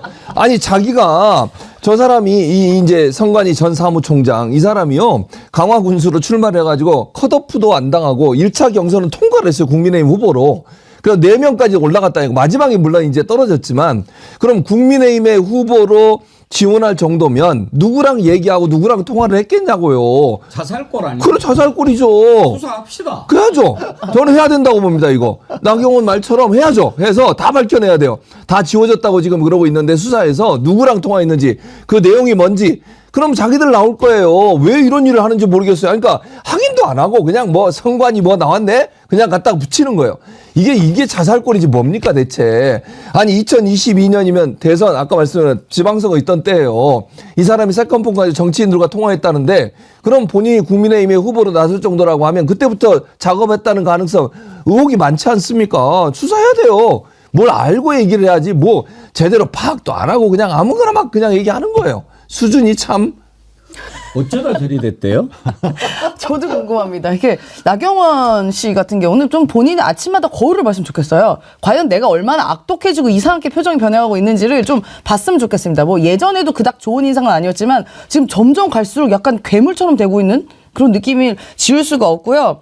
아까 나경원 저는 의원이랑 말하고 싶지도 않습니다만 나경원 씨가 얘기한 게 선관위를 어떻게 믿고 우리의 소중한 한 표를 행사하고 투표를 할 수 있겠습니까? 라고 얘기했는데요. 저는 이 부정선거에 대한 모든 의혹을 단 하나도 인정하고 있지 않지만 저는 하나는 요거는 한번 의구심 제기하고 싶습니다. 나경원 어떻게 당선됐을까요? 지난 총선에서? 너 이거 부정선거 아닙니까? 어떻게 이 한 표를 냈을까요? 저 이거 조작된 거라고 보는데요. 나경원만큼은요. 어떻게 저런 사람이 서울 한복판에 있는 동작이라는 지역에서 시민 선택을 받을 수가 있습니까? 저런 극우 매국 집단에 동조되고 있는 사람이. 그러니까 적당히 미치란 말도 있지 않겠습니까? 저는 나경원 보면 그 생각이 또 들고요.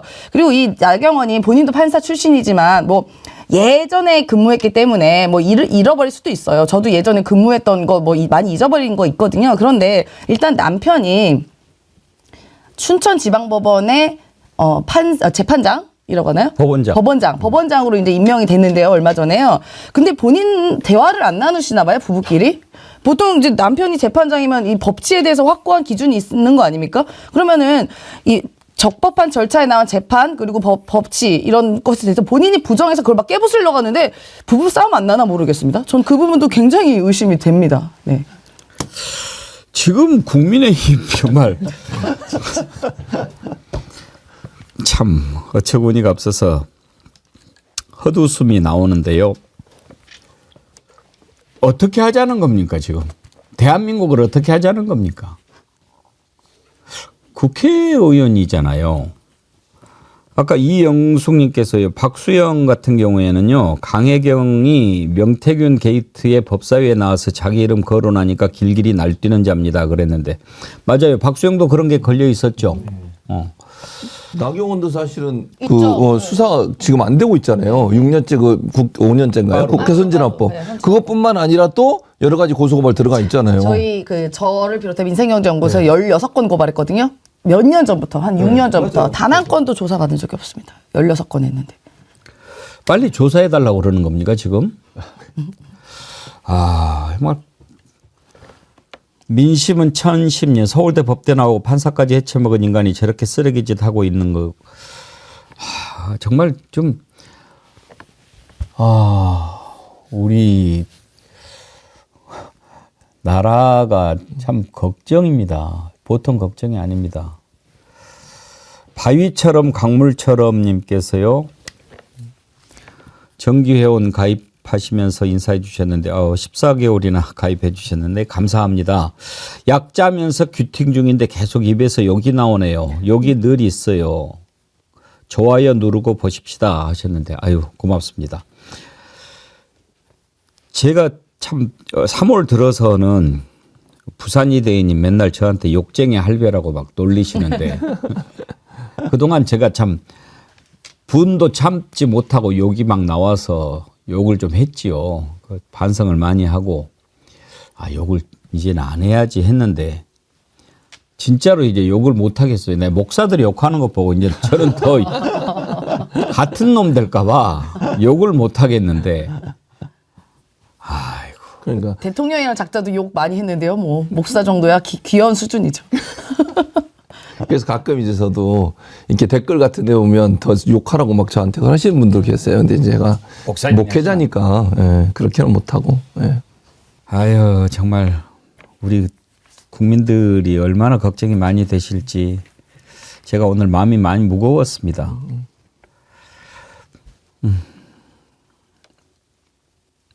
이향님, 나경원, 주진우 고맙게도 자살골입니다. 급하니까 게으르게 공부 안 하고 내지르는 겁니다. 그래요, 공부를 안 하는 거예요. 공부를. 한편으로 공부할 생각도 없고요. 아까 잠깐 언급을 한 것처럼 일단 뭔가 꼬투리 잡을 게 생기면 터뜨리고 보는 겁니다. 그런데 이게 되게 슬픈 건 뭐냐면 저희는 이게 너무 어처구니가 없어서 웃고 있지만 저 말만 따서 그런 어떻게 보면 지금 다 틀이 짜여 있잖아요. 극우 유튜버가 됐든 아니면 일각에서 요만한 의문이 있던 이걸 제기를 되면 그걸 바로 이 국회의원들이 받아서 언론을 통해서든 아니면 이제는 집회 현장에서 가든 저렇게 얘기를 하거든요. 그리고 그럼 그 자리에 모여있던 사람들만 그걸 보고 잘못된 환호를 지른 게 아니라 또 그걸 유튜브를 통해서 또 유튜버들이 받아서 나르는 겁니다. 그래서 그 뒷단에 있는 엉뚱한 진짜 제대로 된 정보. 막상 그 son관이 사무총장이라는 사람이 연락을 취했다라는 그 정치인들은 국민의힘 쪽일 가능성이 훨씬 높은데도 불구하고 그리고 그 사람이 강화 쪽에 이 국민의힘으로 사실 공천을 받으려 했다는 게 훨씬 드러난 사실인데도 불구하고 저 앞말만 믿고 싶은 사람들이 믿어버리는 거예요. 그리고 앞서도 저희가 지적한 것처럼 이제 그런 것들을 선전선동하는데 목사들이 앞장서고 있으니까 이게 사실이 아니라 믿음이 돼버리는 겁니다. 사실은 핑계쳐주고요. 믿음을 가지고 들어가 버리니까 말이 안 통하는 거예요. 야 가서 아니 그렇게 된 son관이 사무총장이 사실은 국민의힘 쪽이라 이런 사실관계는 그거를 또 믿고 따르고 지지하는 사람들은 아예 그냥 안 들으려고 해버리는 거거든요. 그 부분이 웃었지만 또 한편으로 생각하면 웃을 수가 없는 일이 계속해서 이어지고 있는 거고 저 정치인들이 저런 잘못된 정치인들이 머리가 나쁜 사람들은 아니거든요. 저 사람들 알고 저러는 거예요. 저는 그렇게 강력하게 의심을 해요. 그걸 몰라서가 아니라 알면서도 혹은 알지 못하더라도 그냥 그런 부분이 중요하지 않아. 어차피 내가 이 자극적인 얘기를 하면 이거는 대중들에 먹힐 거야. 쉽게 말해서 자기들을 따르는 그 대중들을 흔히 말로 개돼지 취급하고 있는 거예요. 저분들도 되게 아시면 화내셔야 돼요. 우리를 저렇게 취급하는구나 라고 아셔야 돼요. 최영길님, 영일이신가요? 영길이신가요? 백운기 앵커 욕하면 속이 시원해요. 계속 해주세요. 그러지 마세요. 한번 해주셔야겠는데. 아이리스 F님, 욕 많이 해야 구독자 늘어요. 아니라니까요. 예. 그 구독자 이렇게 느는 것 많이 이렇게 구독자 늘고 우리가 또 할 수 있는 일이 많아지면 참 좋겠죠. 뭐 나쁠 일은 아닙니다만 저는 막 이렇게 막 빨리빨리 막 이렇게 구독자 느는 거 그렇게 원하지 않습니다. 지금 계신 분들이 너무 소중하고요. 한 분 한 분 지금 우리 정어리언들은 다른 곳의 구독자들과 같은 분들이 아닙니다. 왜냐하면 일반적으로 막 이렇게 뭐 나는 여기 편이야 이런 진영이야 막 이렇게 해서 모이신 분들이 아니잖아요. 무엇이 정이고 무엇이 상식인지를 생각하는 분들이 계시잖아요. 그런 분들이 모여 있는 곳입니다. 우리 정어리 TV는요. 그래서 너무나 소중하고 귀하기 때문에 막 이렇게 커지는 거 그렇게 원치 않습니다.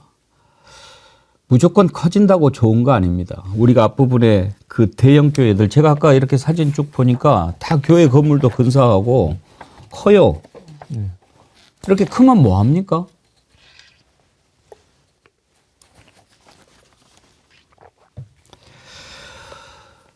내친김에 그 팬카페가 있거든요. 요즘에 참 좋은 글들이 많이 올라옵니다. 여러분들 시간 되시면 팬카페 가입하세요.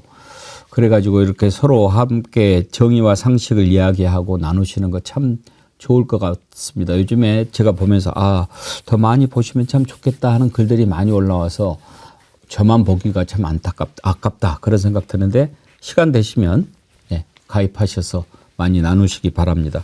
오늘 1부는 여기까지 하겠고요. 2부에는 아주 특별한 분 만나서 인터뷰를 하려고 합니다. 얼마 전에 김재규 전 중앙정보부장에 대한 재심이 받아들여졌지요. 그 유족 대표 김성신 평론가님 만나서 얘기를 좀 나눠보려고 합니다. 특히 이번 김재규 전 중앙정보부장 재심이 윤석열 이 내란의 와중에 받아들여져서 그때 상황에 대한 관심이 더 모아지고 있는데 그때 김재규 전 중앙정보부장 수사도 제대로 하지 않고 곧바로 형이 집행돼 버렸어요. 그러니까 그 진실을 우리가 제대로 알지 못하고 있는 사이에 벌써 이렇게 수십 년이 지나버렸습니다. 재심을 통해서 과연 어떤 진실이 드러나게 될지 궁금한데요. 여러분과 함께 생각해보는 시간 갖도록 하겠습니다. 일부 함께해 주신 최진봉 교수님, 임세은 소장님, 양지열 변호사님 세 분 수고하셨습니다. 감사합니다. 네, 고맙습니다. 네. 앞서 말씀드린 대로 김재규 전 중앙정보부장의 재심 청구가 받아들여졌는데요. 그 유족 대표 만나보도록 하겠습니다. 김성신 평론가님이십니다. 어서 오십시오. 네, 안녕하세요. 반갑습니다. 네, 귀한 자리 불러주셔서 고맙습니다. 아이고 이렇게 시간 내주셔서 감사드립니다. 네. 지금 평론가, 출판 평론가 일을 하신다고요? 예, 그렇습니다. 23년 정도 됐고요. 예. 네, KBS에 늘 출연하고 있었습니다. 그러시군요. 근데 이렇게 뵈니까 정말 김재규 부장님하고 좀 닮으신 것 같기도 하네요. 어떤 관계세요? 그러니까 저희 어머니가 셋째 여동생이거든요. 그러니까 이제 저한테는 외삼촌. 외삼촌이시군요. 네. 그러면 외탁하신 겁니까? 뭐 어렸을 때는 몰랐는데요. 예. 제가 재심 신청하던 그 나이 때가 예. 저희 외삼촌이 11.6이 있었던 그 해하고 예. 나이가 비슷합니다. 이제는 이제 세월이 좀 몇 년 지나서 제가 더 많아졌는데 나이가 비슷해지니까 좀 얼굴이 나오는 것 같기도 합니다. 그러니까요. 네. 아니 이렇게 딱 뵈니까 좀 있네 그런 생각이 드네요. 네. 네. 그때 당시에 김재규 부장이 상당히 건강이 안 좋은 상태였다고 그랬어요. 뭐 간이 많이 안 좋던가 그래서 얼굴도 막 색깔이 안 좋고 그랬었죠. 네, 간경화가 있었고요. 근데 뭐 집안에서도 그거를 그렇게 또 크게 알리거나 그러지는 않아서 뭐 이렇게 그 당시 이제 잘 몰랐어요. 이런 것들을. 근데 이제 뭐 가끔 명절이라든지 뵐 때 보면 이제 얼굴이 굉장히 검으시니까 이제 다들 걱정을 하고 그랬죠. 지금 외삼촌이시잖아요. 네. 근데 유족 대표를 맡으셨는데 네. 그 김재규 부장의 친족은 없습니까? 있습니다. 근데 사실 뭐 집안의 유족들이 다 뭐 한 자리를 만들어서 합의를 봐서 저한테 대표를 맡겨주신 것은 아니고요. 예. 뭐 정확하게 표현을 하면 재심을 신청한 유족의 대표다 이렇게 보시면 될 것 같습니다. 예. 네, 재심 그러니까 유족들도 각자 입장들이 굉장히 많이 다르고요. 또 그 11.6 문제라든지 이제 어떻게 대응하면 좋을지에 대한 의견들이 이제 하나로 모아지지는 않았습니다. 그래서 근데 이제 그 중에서 저희 어머니께서는 재심도 신청하고 뭔가 유족이 적극적으로 움직이는 것이 좋겠다. 그럴 만한 시기라고 본다라는 것이 저희 어머니 생각이셨고 저도 또한 그렇게 생각을 했고요. 그래서 재심 신청은 부인 그리고 혹은 자식 그리고 동생까지 가능하더라고요. 그래서 재심을 신청할 만한 새로운 증거가 나왔거든요. 그게 그 당시 이제 2019년 당시에 그 11.6 40주년을 맞아서 JTBC에서 방송을 준비를 하던 봉지욱 기자가 우연히 취재 과정에서 그 당시 재판이 녹음돼 있는 근데 이제 정식으로 녹음된 게 아니라 그 뒷방에서 그러니까 보안사에서 예, 그 재판을 쪽지 재판을 하는 과정들 속에서 그 재판을 전부 녹취를 해놓은 겁니다. 그래서 그 녹음본이 그 당시 없어졌어야 되는데 그게 그대로 보존이 돼 있다가 그것이 이제 40년의 세월을 거쳐서 봉지욱 기자에게 입수가 된 거죠. 그래서 이제 그 봉지욱 기자가 이걸로 이제 법적 검토를 해보니까 재심이 가능한 새로운 증거가 나왔다. 그러면 이걸 그럼 법적 주체가 누가 돼야 되느냐? 유족들을 찾다가 다른 사람들은 다 이제 이젝트되고 쭉 언론을 또 찾아보니까 저희 어머니가 인터뷰를 해놓으신 것이 있거든요, 언론에. 근데 그걸 보니까 이제 이 유족은 굉장히 협조적이겠다 찾아서 이제 그렇게 해서 이야기가 돼서 재심을 이제 신청하는 이제 법적인 주체가 되기로 이제 2020년도에 결심을 하신 거죠. 어머니가 남매간이시니까 자격이 있는 거군요. 네, 그렇습니다. 그러면 어머니께서 좀 나서서 이건 재심을 신청해보자라고 하신 겁니까? 사실은 이제 제가 먼저 그건 해봐야 된다. 예, 그럴 만한 시기이다. 이제 아무래도 연로하시니까요. 세상을 보는 눈이라든지 그리고 또 본인들은 또 너무 그 관계들이 가까우니까 아직도 두려움이 있으시거든요. 그렇죠. 그 두려움을 무릅쓰고 좀 세상에 11.6이라는 사건을 그냥 역사 속에서 이렇게 지금의 상태에서 박제되도록 만들어 놓지 말고 뭔가 논의가 진전되는 것이 필요하지 않겠느냐 그런 말씀을 드리고 그러기 위해서 정말 필요한 과정이 재심의 과정이 될 수 있을 것이다. 많은 언론이나 미디어가 이 과정을 통해서 관심을 기울일 것이고 그러다 보면 역사적 논의가 좀 더 진전될 수도 있고 그 역사적 논의가 결국 한국의 민주주의에 대해서 온 국민이 한번 성찰해 볼 수 있는 기회는 되지 않겠느냐. 이제 이런 말씀을 드렸고 그 말씀에 어머니께서 아주 흔쾌히 동의를 해 주신 거죠. 결정적인 증거가 뭔지 이제 그게 궁금하고 여쭤볼 텐데 사실 돌이켜 생각해 보면 김정일 부장의 그 관련돼 있는 사람들이 얼마나 힘든 세월을 살았을지는 짐작이 되고도 남습니다. 박정희 독재자를 이제 살해하고 그 소식을 들었던 많은 국민들이 이제 이 나라의 민주주의가 제대로 이루어지겠구나 그런 기대를 가졌는데 그게 무너진 게 그렇게 오래 걸리지 않았지요. 네. 곧바로 이제 전두환 신군부가 5.18을 통해서 정권을 잡고 그 뒤로 벌써 몇 년이 이어진 겁니까? 전두환 노태우까지 8년, 5년, 13년. 그 세월 동안은 아마 뭐 완전히 그냥 내란으로 처단을 해버렸으니까 그야말로 뭐 숨도 제대로 못 쉬고 살으셨을 것 같은데 어떠세요? 그 혹시 김재규 부장이 내 외삼촌이다라고 하는 것을 주변에서 아는 분들이 있었나요? 뭐 다 알고 있었다고 볼 수 있습니다. 제가 학창 시절에 이게 제가 초등학교 6학년 때 이제 11.6이 일어났고요.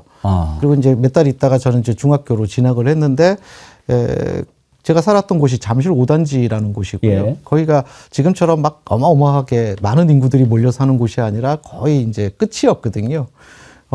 그러다 보니까 이제 그 학교 학생들이 거의 대부분 같은 중학교를 가거나 그러니까 이제 누구든지 다 알고 있었죠. 근데 지금은 이제 하시는 말씀을 이제 보면 이제 물론 고통이 아주 없었다라고 볼 수는 없겠죠. 근데 흔히 우리가 쉽게 예상할 수 있는 그 당시에 어떤 시대적 분위기를 놓고 봤을 때 뭐 같이 다 끌려가서 고문을 당하거나 뭐 가지고 있었던 모든 재산들을 다 빼앗기거나 뭐 그러지 않았을까라고 짐작하실 수는 있겠지만 사실상은 그렇지는 않았다라는 거죠. 그래서 저도 이제 크면서 어떻게 그게 그렇게 갔을까 생각해 보니까 그 12.12를 통해서 워낙 그 당시에 신군부가 어떻게 보면 완벽하게 권력을 장악을 한 순식간에 그래서 굳이 12.6에 관련돼 있는 당사자도 이미 뭐 몇 달 사이에 바로 사형시켜서 존재를 없애버렸고 근데 그 굳이 유족들을 건드려서 시끄럽게 만들고 거기에 뭔가 사람들의 시선이 모이게 되고 이게 이제 그렇게 해서 이제 민주화에 대한 열망이라든지 이런 것들이 그렇게 어떤 맹아를 틔우는 거에 대해서 오히려 이익 볼 것이 없겠다라고 판단하지 않았을까라고 이건 이제 제 짐작이기는 합니다. 근데 왜냐하면 그 당시 저희 아버지가 이제 공무원이셨어요. 예. 이제 80년대 해직자 그때 뭐 언론인 분들도 많이 해직당하시고 뭐 해직됐지 않습니까? 근데 그럴 때 이제 같이 해직을 당하셨죠. 그리고 뭐 보안사 조사라든지 이런 것들을 받기는 하셨지만 몸이 상하지는 않으신 그래서 뭐 고문을 받거나 이랬던 사실이 없었던. 그나마 다행이네요. 예. 그래서 그 이후에 이제 또 뭐 학교 다닐 때 어땠느냐라고 이제 궁금해 하셨는데 저는 어떤 일들이 있었나 하면 중학교를 입학을 했는데 선생님들이 이렇게 오셔서 네가 어떤 집안에 어느 누구의 조카인지 알고 있다. 나는 너네 외삼촌이 굉장히 옳은 일을 하셨다라고 나는 믿는다. 그러니 절대로 기죽지 말고 힘을 내라. 이런 얘기를 하셨는데 한 분이 아니라 여러 분이 그러셨어요. 그리고 그 반 친구들도 수근수근 지들끼리는 다 알고 있었거든요. 나중에 확인해 보니까 커서 동창회 가서 확인해 보니까 그때 자기네들 너무 다 알고 있었다 그러더라고요. 그런데 아무도 그 사건에 대해서 그걸 빌미 삼아서 뭐 괴롭힘을 한다거나 진짜 제 기억에서는 결단코 한 번도 없었거든요. 그러니까 아마도 그 어린 친구들이 그 부모들에게 영향을 받지 않았을까라고 지금 이제 짐작이 가는데 그게 이제 지금 사실 저희가 유족으로서 재심 신청한 이유하고 다 있습니다. 많은 은혜를 받았다고 생각하거든요. 그렇게 지지하고 응원해 주시는 분들이 굉장히 많았다는 거죠. 그 당시부터 지금까지. 예. 그리고 오히려 박근혜 정부를 거치면서 그런 분들이 이제 좀 더 밖으로 자신의 의견들을 내놓기 시작했고요. 그분들의 신념이 이제 그렇게 응원하고 지지하고 11.6과 김재규라는 인물은 한국의 민주주의에 뭔가 긍정적인 역할을 했다라고 신념을 하셨기 때문에 그런 태도를 보이실 수 있잖아요. 근데 그 신념이 그분들이 맞았다라고 확신할 수 있는 그런 계기가 이번 재심이 될 수 있지 않을까. 그러니까 유족 입장에서는 우리가 할 수 있는 일인데 명의만 드리고 법적인 주체만 대드리면 되는데 그걸 안 할 이유가 없지 않느냐. 이게 바로 평생을 이렇게 우리를 지켜주고 응원해 주신 분들에 대한 작은 보답일 수 있을 것이다. 이런 이야기들을 나누면서 재심을 결심하게 됐죠. 예. 외삼촌이시니까 그러면 아버님도 김씨고 어머니도 김씨고 그러시네요? 네, 그렇습니다. 예, 이제 본은 다르신 거고. 네, 그렇습니다. 자, 그러면 이제 그 상황을 한번 보지요. 일단 김재규 전 중앙정보부장은 너무나 신속하게 재판이 이루어졌고 사형을 당하지 않았습니까?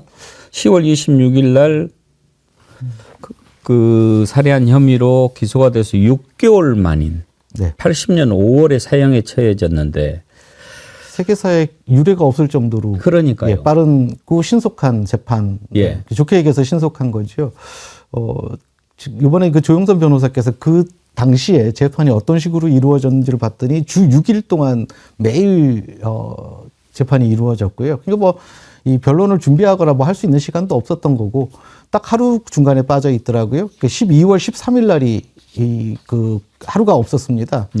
보니까 그 전날이 12.12였지 않습니까? 그러니까 바로 그 다음 날 딱 하루가 공판이 없었고 그 다음에 뭐 1심, 2심 이렇게 해서 그냥 곧바로 진행이 돼서. 자, 이제 궁금한 게 많은데 재심을 신청하고 재심이 받아들여지게 된 결정적인 증거가 뭡니까? 그러니까 저희가 재심을 신청을 할 때 그 근거가 됐던 것은 그 당시에 재판 녹취록입니다. 예. 왜냐하면 그러니까 그 재판에 그 군인들이 그러니까 그 당시에 보안사가 개입했다라는 결정적인 증거가 된 거거든요.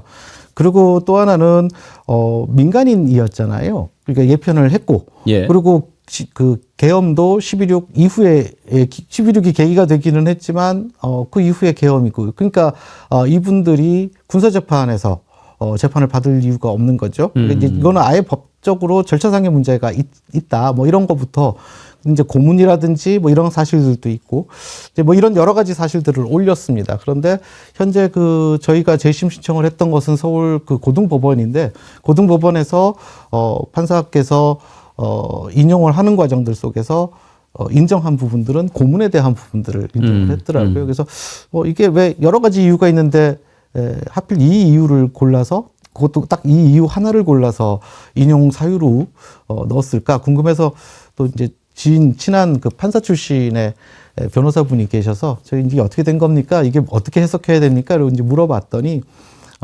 재심 신청을 인용할 수 있는 사유, 그러니까 지금까지 많은 판례들, 뭐 약촌 오거리도 있고요. 그러니까 고문을 당했다라는 예. 것들 때문에 재심이 인용되고 결국은 이게 그 재심 판결에까지 판결을 뒤집게 되는 원심을 뒤집게 되는 이런 판례들이 많기 때문에 어떻게 보면 현재 재판부가 이 재심을 꼭 진행을 해야 되겠다라는 어떤 하나의 의지를 보여준 것이다. 이렇게 해석하는 것이 옳다라고 하고요. 근데 어쨌든 법적인 절차상으로 봤을 때 이제 고등법원에서 검사들이 이번에 이제 재심에 대한 검사분 측이 있을 거 아닙니까? 이제 그쪽에서는 이제 즉시 재항고 그러니까 이 인용 결정 자체가 잘못된 것이다라고 이제 대법원에다가 지금 예. 넣어서 대법원이 최종적으로는 이제 인용 여부를 판가름하는 이제 이걸 지금 현재 기다리고 있는 상황이 있기는 합니다. 그러니까 고문으로 인한 재판 이게 그 얻은 증거는 불법이다라고 하는 게 가장 큰 증거가 되겠군요. 네. 고문으로 인했다는 것은 다 이렇게 밝혀질 수 있는 게 있습니까? 그 당시로서도 그 증언들이 다 남아 있으니까. 네. 그거는 뭐 거의 명백한. 김재규 부장의 법정에서 고문 사실을 이야기한 게 있습니까? 그것까지는 그 당시 제가 그 조항이 있는지까지는 제가 확인을 좀 못하겠는데요. 녹취 내용 가운데. 예. 언제 청구하신 겁니까 재심을? 재심 청구는 2020년 5월 26일 날 했습니다. 제가 날짜를 정확하게 기억하는 게 예. 매년 5월 24일이 기일이거든요. 아하. 근데 이제 그때 즈음해서 준비해서 바로 이틀 후에 예. 재심 청구를 했습니다. 그러면 거의 6년 만에 받아들여지는 거네요. 아니 5년째입니다. 5년인가요? 예, 만 5년은 아직 안 그러네요. 됐고요. 네. 예, 5년 만에. 근데 그때 당시에 왜 그렇게 서둘러서 형을 집행했을 거라고 생각하십니까? 아무래도 그 18년이나 장기 집권하고 있던 박정희가 제거된 상태이기 때문에 당연히 국민들은 이게 이제 독재를 벗어나서 이제 뭐 진정한 어떤 민주주의 이런 것들이 구현될 수 있겠구나라는 국민적인 희망이 당연히 생길 수밖에 없지 않았겠습니까? 뭐 5.18도 그 연장선과 그 분위기 속에 있었다라고 이제 우리가 볼 수 있는데 그러다 보니까 그 제거한 인물이 그대로 살아 있게 되면 아무래도 부담이 되겠죠. 그러니까 뭔가 어떤 그 열망들이 그쪽으로 집중되거나 민주화 운동의 어떤 구심점이 될 수도 있는 이제 그런 상황에 대한 두려움. 그런 것들이 이제 그 당시 신군부 쪽에서 뭔가 정책을 판단하는 사람들한테 있어서는 그런 판단들이 근거가 되지 않았을까라는 생각을 사실 추측일 수밖에 없죠. 그렇죠. 뭐 저희 입장에서. 예. 네. 그랬을 것 같기도 하고요. 네. 김재규 부장 형 집행한 이후에 유족들이 참 힘든 세월을 살으셨을 텐데 그나마 한 가지 위안이라고 할 수 있을까요? 대체로 이렇게 그 사형 당하고 나서 또 어떤 일들을 이렇게 막 하면은 그 사람에 대한 여러 가지 얘기들이 많이 나오지 않습니까? 네. 그런데 김재규 부장을 이제 열사, 막 이렇게 의사 이렇게 표현하는 분들까지 있습니다만 그건 차치하고라도 막 이렇게 비난하거나 또는 사생활이라든지 뭐 개인적으로 치부를 했다거나 막 이렇게 그 나쁜 이야기 이런 것은 또 안 나왔다는 게 유족들로서는 그나마 한 가닥 좀 위안이 되지 않았을까 싶기도 해요. 근데 뭐 워낙 그런 성품이신 거를 알고 있었기 때문에 뭐 그게 대단히 뭐 특이하다, 이상하다 이렇게 받아들여지지는 않고요. 어떻게 보면 그렇게 큰 일을 하면서 그렇게 뭐 가족 문제라든지 뭐 치부에 대한 문제라든지 이런 것들을 그렇게 비교적 깨끗하게 하셨던 것은 뭐 저희가 계속 자부심이나 자랑스러울 수 있는 그런 어떤 배경이나 요인이 되지 않나 이런 생각은 해봅니다. 그때가 중학교 1학년 때라고 하셨는데 혹시 어렸을 때 초등학생이나 그 전에 외삼촌에 대한 기억이 있습니까? 그렇죠. 그때 기억은 지금도 납니다. 명절 때 가끔 뵈면 자주 뵐 수는 없었거든요. 워낙 바쁜 분이라 뭐 명절 때라든지 뭐 생신 때라든지 이럴 때 이제 가게 되면 제가 이제 그 외조카들 중에서는 또 제일 그 큰 편이었고 그래서 저를 이렇게 불러다가 무릎에 이렇게 앉히시고 어른들하고 이렇게 대화 나누시는 뭐 이런 그래서 그런 어떤 뭐 목소리의 느낌이라든지 뭐 그런 것이 아직도 거기 안겨 있었던 느낌이 이제 기억이 날 정도로 생생하기는 합니다. 그때 느낌으로 이분은 어떤 분 그런 느낌이 있으셨나요? 그러니까 이제 어른들은 워낙 뭐 그 높으신 분이고 그 당시 어떻게 보면 그 권력서열 2위의 분이니까 집안에서도 대단하셨죠. 그런데 뭐 집안에서 대단하게 보이기 위해서 뭐 어떤 액션이 있거나 이런 건 전혀 없으셨고요. 그러니까 늘 너무너무 자상하신 그런 모습. 그래서 따뜻하고 인간적이고 그래서 어렸지만 그리고 어른들이 다 어려워하셨지만 형식적으로는 어려워하셨지만 아무도 무서워하거나 그러니까 아이들인 저희들도 마찬가지로 무섭지 않았죠. 그러니까 뭐 와라 이러면은 이제 뭐 안아줄 테니까 와라 이러면은 막 뽀로로 달려가서 그냥 덥석 안길 정도로 잔정도 좀 있고 그러신 분이었나요? 굉장히 많으시고 굉장히 다정하신 분이고 또 뭐 명절 되면 동생들 다 불러다가 윷놀이하고 뭐 이렇게 해서 이제 그 가족의 화합이라든지 그런 그 단란함을 잘 유지를 하셨던 그런 분이셨습니다. 네. 김재규 부장이 이제 어찌됐든 박정희를 시해하지 않았습니까? 그러면 박정희를 그때 당시에 죽이지 않으면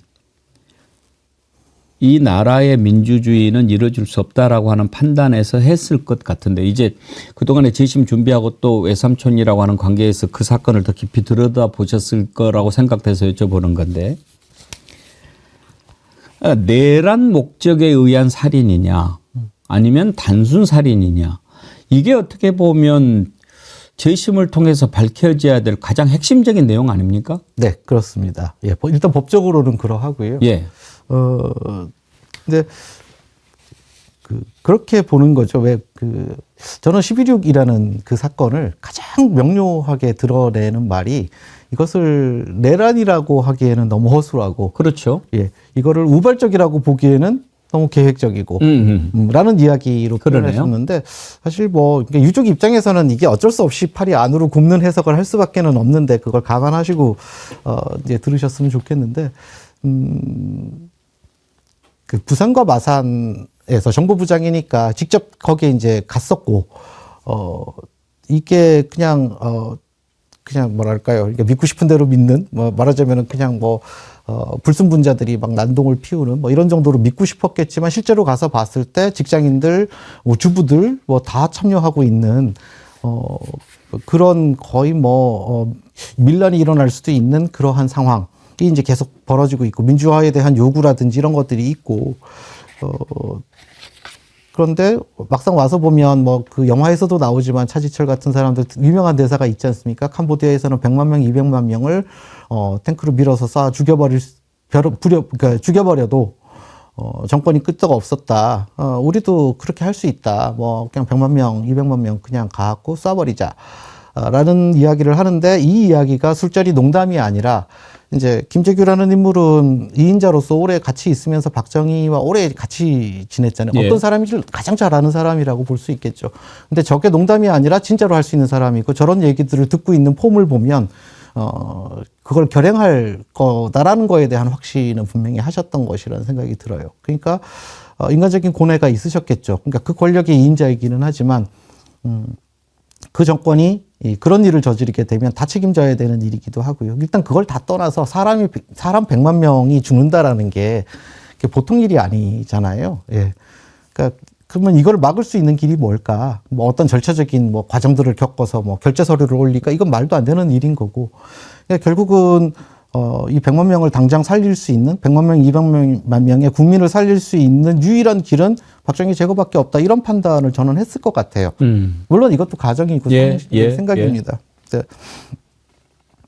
그러니까 한 사람을 제거할 것인지 아니면 100만 명이 죽는 것을 두고 볼 것인지. 그래서 그 판단을 저는 그렇게 하지 않았을까? 지금의 저라도 마찬가지로 저는 똑같은 판단을 했을 것 같은데요. 네. 그래서 그 제거까지는 계획적이었고, 그러니까 제거 이후에 굉장히 어설프잖아요. 그러니까 뭐 중정으로 갈까, 그 유명한 중정으로 갈까, 육본으로 갈까, 그거를 부관한테 물어볼 정도로 계획이 없었다는 거잖아요. 예, 그렇게까지 계획이 없었으면, 그러니까 지금 최근에 이제 계엄 사건 같은 경우에서는 계획이 있잖아요. 그게 굉장히 어설퍼서 저렇게 됐다고는 해도 그 계획이 있으면 그것은 이제 내란이 성립이 되는 거지만 제거까지만 가는 거고, 그리고 뭐 그 사람을 죽인다라는 행위 자체가 본질적으로 그것이 옳은 일이 되기는 쉽지 그 옳은 일이 될 수는 없는 일이라 하더라도 명분은 이제 우리가 알 수 있죠. 그리고 그 이후에는 그래서 그 내란, 그러니까 계획이 없었기 때문에 그걸 내란으로 굳이 봐야 하느냐. 사실 이런 부분들을 좀 토론의 대상으로 그런 의제로 한번 좀 상정을 해보고 싶은 것이죠. 그러면 재심을 통해서 밝히고자 하는 가장 큰 부분은 어떤 겁니까? 지금 말씀하시는 바로 그런 부분들입니다. 내란은 아니었다. 네. 내란 목적에 의한 살인은 아니다. 예. 그러므로 그 선고나 집행이 부당했다. 네. 그리고 또 그 과정에서 수사 과정에 매우 고문이 많이 자행이 됐고 이로 인해서 얻은 증거들은 다 합당하지 않다. 네. 이제 이런 부분들이 되겠군요. 네, 그렇습니다. 사실 사법부로서도 대단히 치욕적이잖아요. 예, 그러니까 그 사건이 뭐 절차상의 하자가 있네 없네 뭐 이런 것들도 물론 따져보기는 하겠지만 새로운 군부라는 세력이 있었고 사법부가 독립적이지도 않았고 그 당시에 판사들 뒤에서 쪽지들이 와서 이렇게 해라 저렇게 해라 또 그 나중에 얘기 들어보면 소수 의견 내셨던 판사분들 그 자리에서 뭐 이거는 아닐 수 있어라고 이야기를 했던 분들이 다 신군부에 의해서 고초를 당하셨다라는 증언을 또 다 남겨놓고 계시잖아요. 그러니까 사법부 역사에 있어서는 대단히 치욕적인 사건인 거죠. 근데 사실 이번 재심을 통해서 사법부도 그러한 치욕의 역사를 어떻게 보면은 놓고 그것을 바꿔서 제자리를 잡아갈 수 있는 그런 좋은 기회로 사용하실 수 있지 않을까라는 생각도 하고 있습니다. 그때 수사는 전두환 합수부가 주도를 했지요. 네, 그렇습니다. 그때도 기소는 검찰이 했습니까? 저도 그것까지는 제가 워낙 어려서. 아니, 왜냐하면 이제 합수부가 기소 권한까지는 없었을 거니까 어차피 검찰이 기소를 대행을 했을 것 같은데 그 공소장이나 이런 것을 전반적으로 검토해 봤을 때 가장 받아들이기 힘들고 배척하고 싶은 부분은 어떤 부분입니까? 역시 내란죄에 대한 거죠. 예, 내란을 계획했다, 내란 기수다, 뭐 이렇게 이제 나중에 적용이 됐는데, 네. 그러니까 결국 본인이 그것은 본인이 권력을 찬탈해서 그 이후에 그러니까 일종의 뭐 쿠데타고 플랜이 전혀 없었으니까요. 예. 근데 이제 저는 아까 그 말씀하신 부분 설명하실 때 전적으로 동의가 됐던 게 100만 명, 200만 명 막 죽여도 된다라는 생각을 하는 것을 보고 이 실제로 이루어질 수도 있으니 박정희를 제거를 해야 된다라는 생각을 했을 거다.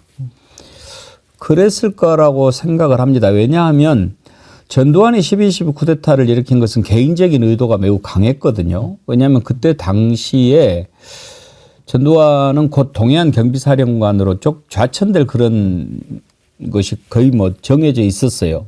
그런 상황에서 이제 쿠데타를 일으켜서 그렇게 했었는데 지금 돌이켜 보면 그때 뭐 김재규 정보부장이 신변이 뭐 어떻게 뭐 이상이 온다든가 뭐 이런 것은 아니었고 차지철과의 갈등은 있었으나 그런 상황에서 내가 뭐 때문에 했는가라는 거 보면 단순히 이대로 가서는 안 된다라고 했는데 그런 부분에 대해서 뭔가 나중에 조금 더 강하게 얘기를 김재규 부장이 했을 것 같아요. 그러니까 재판 과정에서 내가 박정희를 죽인 것은 이 나라의 민주주의를 위해서다라고 하는 얘기들이 많이 안 알려졌거든요. 네. 그런 말씀을 많이 했습니까? 그러니까 뭐 평상시에 그런 말씀을 하셨는지는 모르겠고 그거야 뭐 또 제가 워낙 어리니까 그걸 증언할 수도 없고 근데 이제 그 당시 재판에서 이제 최후 진술이라든지 이런데 이제 아주 분명하게 명기가 돼 있기는 하죠. 예. 근데 뭐 그 생각해 보시면 그 김재규 최후 진술을 처음 언제 들으셨습니까?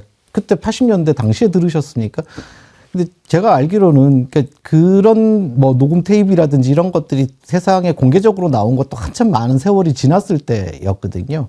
그러니까 뭐 김재규라는 인물이 어떤 민주주의를 위해서 나는 혁명을 한 것이다라는 식의 이제 그런 발언이 담긴 최후 진술이라든지 이런 것들은 그 당시로서는 만날 수 없었던 이야기죠. 세월이 많이 지나서 나왔던 이야기죠. 가장 혹시 울리는 가슴을 좀 울린다 하는 표현이 있다면 어떤 걸 기억하십니까? 그러니까 역시 뭐 나는 대한민국의 민주주의를 위해서 이 일을 행했다라고 이야기하는 그 부분이 가장 인상적입니다. 아무래도 유족들 입장에서는 그런 그 세상을 떠나기 전에 마지막으로 남긴 말씀을 신뢰하고 믿을 수밖에 없지 않겠습니까? 김재규 부장에 대해서 의사 열사로 이렇게 추모하면서 지금도 그 뜻을 막 이렇게 기리는 그런 단체도 있지요? 참 대단한 것이 이제 함세웅 신부님이 예. 워낙 민주화 운동의 아이콘 같은 분이라서 실제로 이분이 무슨 일들을 하시는지를 잘 모르는 경우도 있는데 그 11.6의 의인들 해서 그 당시에 같이 돌아가신 6분을 추도하는 그 추도 모임을 매년 지금 40년 넘게 계속 수장이 돼서 그러니까 명예회복위원회 위원장으로서 활동을 하고 계시거든요. 그래서 가령 뭐 이런 분들의 어떤 역할이라든지 뭐 그런 부분들에 좀 보답을 해드리고 싶죠. 네. 그분들이 김재규 부장을 이렇게 기리고 하려고 하는 것은 박정희를 제거함으로써 민주주의를 앞당기려고 했다라고 하는 그 부분을 평가하는 겁니까? 그렇죠. 예, 바로 그 부분에 대한 신념을 갖고 계시는 거죠. 예, 그것이 분명하다. 그 당시 상황, 본인들이 겪었던 상황이라든지 그런 걸 놓고 봤을 때. 그래서 이제 함세웅 신부님 이하 그 송죽회라고 또 광주 분들이기도 하세요. 근데 이제 이분들이 주축이 돼서 그 이후에 비석도 직접 본인들이 그 성금을 모아서 의사 김재규 지묘 뭐 이렇게 해서 비석도 만들어서 직접 그분들이 갖고 올라가서 산소 위에 올려놓기도 하고. 지금 묘지는 어디에 있습니까? 예, 남한산성 쪽에 공업묘원에 있습니다. 아, 그렇습니까? 네. 매년 찾아뵙는 분들이 많이 계십니까? 네. 그러니까 매년 추도식이 5월 24일 날 추도식이 끝나면 이제 그 분들 중에서 산소에 가서 이제 참배를 해야 되겠다라고 하시는 분들 같이 이제 버스로 이동을 하셔서 산소를 매년 찾았습니다. 묘비 비석은 어떻게 돼 있습니까? 김재규 의사 지묘 뭐 이렇게 돼 있습니까? 네, 예, 그렇게 그분들이 송죽회 분들이 새겨주셨거든요. 근데 이제 그 부분을 누가 이제 알고 와서 거기를 또 뭐 정으로 쪼아놓고 막 이래서 한참 됐는데 그런데 그거를 그냥 다시 보수하지 말자. 왜냐하면 그렇게 세운 것도 역사고 그거를 누가 와서 그렇게 막 다 쪼아놓은 것도 결국은 그 흔적도 다 역사이지 않느냐. 근데 그거를 그냥 그대로 냅두자. 그래서 지금 그대로 가면 그 자리에 이렇게 의사 뭐 이런 것들이 폐어져 있는 정으로 쪼아져 있는 그런 비석을 보실 수 박정희 추종 세력이라고 봐야 되겠군요. 그렇겠죠. 네. 참 그런 역사를 저희들이 거치면서 이렇게 살아왔는데 혹시 최근에 윤석열이 이렇게 저지른 내란에 대해서는 어떤 생각을 갖고 계십니까? 뭐 유족 입장에서 얘기를 한다라면 참 많은 피를 흘리고 좀 많은 사람들이 노력해서 만든 민주주의인데 그 민주주의라는 것이 얼마나 이렇게 약하고 그런 우리가 보살펴 줘야 될 대상이지 않았나. 그래서 뭐 여러 가지 뭐 의견들도 이야기를 하시지만 민주주의를 지키기 위해서 애쓰신 참 많은 분들 또 그 선조들에게 참 대단히 미안한 사건이다라는 생각이 들었어요. 이렇게 일순간에 뒤로 이렇게 후퇴할 수도 있고 퇴보할 수도 있고 그렇다라는 것을 역사적인 교훈으로 배울 수 있는 그런 계기겠구나라는 생각을 했습니다. 네. 그렇군요. 다시 그 상황으로 돌아가서 그때 당시에 이제 많이 나돌았던 소문 가운데 하나가 미국 CIA의 지령을 받고 뭐 이런 일들이 저질렀다 그런 얘기도 많이 있지 않았습니까?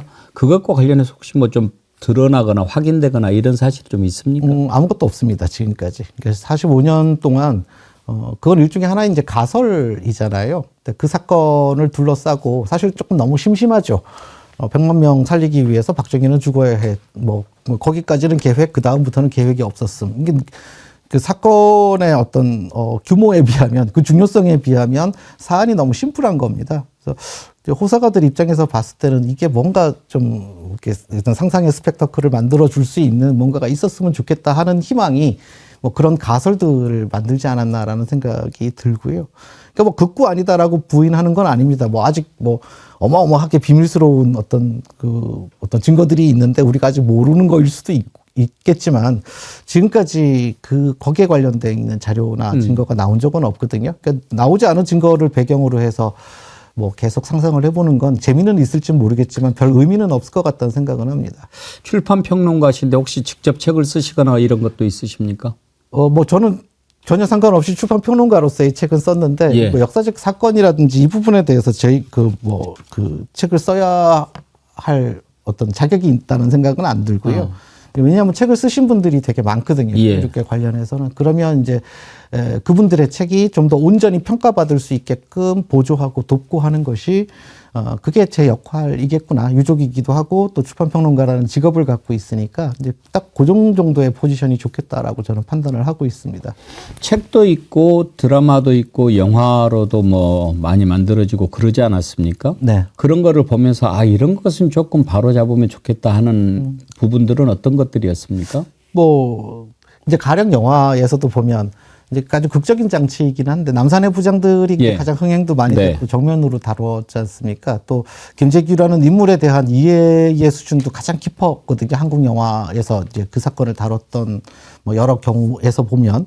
근데 이제 뭐 가령 5.16을 같이 일으켰다라든지 그때 뭐 혁명동지다 이렇게 해가지고 5.16 끝마치고 그 같이 관여되는 군인들이 이렇게 한 자리에 모여서 뭐 축배를 들고 이제 그런 장면은 그냥 영화적인 장치. 예. 뭐 그렇게 이제 보시면 되고요. 5.16 혁명 동지는 아닙니까? 예, 아닙니다. 예. 근데 이제 고향의 이제 후배니까 네. 좀 더 신뢰했다. 그리고 이제 군인으로서 평판이 워낙 좋으셨거든요. 정말 뭐 김재규라는 인물에 관해서는 11.6을 빼놓고 보면 그러니까 군대에서의 생활은 정말 파도 미담밖에 없다라고 할 정도로 그 당시에 뭐 후배들이라든지 뭐 지금도 그래서 존경한다라고 하는 분들도 굉장히 많거든요.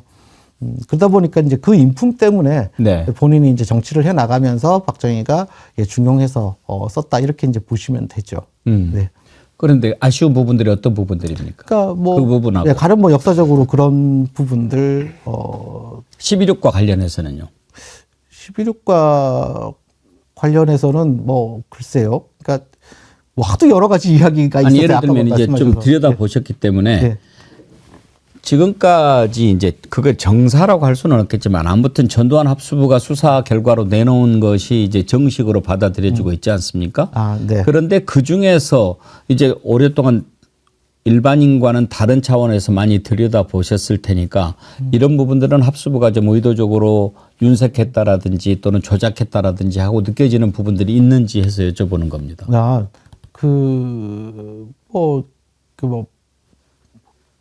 결국은 정권을 자신이 본인이 정권을 탈취하기 위해서 그런 행위를 했다라고 일방적으로 발표하는 예. 것, 그다음에 이제 부정축제라든지 이런 것들이 많았다라고 얘기를 하는데 저희 가족들이 알기로는 그건 전혀 사실이 아니고. 왜냐하면 부정축제가 있으면 사실 그것과 관련해서 가족들이 많이 다쳤을 수도 있잖아요. 그 축제 된 것들이 이제 가족들한테로 분산돼 있거나 뭐 이랬을 테니까. 근데 이제 가령 뭐 그런 그 당시에 그 합수부의 발표라든지 이런 것들은 좀 유감스럽기는 하죠. 네. 긴 하루님이요. 김영김 충의공파 27대 손입니다. 당시 대구 지역이라 김재규 친척이란 말도 못 꺼냈습니다. 재심으로 명예가 회복될 수 있기를 바랍니다. 김재규 부장이 김영김 충의공파신가 보죠? 네, 그런 걸로 알고 있습니다. 이진경님, 저는 그 당시 10살이었는데 제가 성인이 되면서 김재규 부장님께 감사함을 느끼고 살고 있었습니다. 꼭 재심 성공하시길 바랍니다. 그런 글 보내주셨습니다.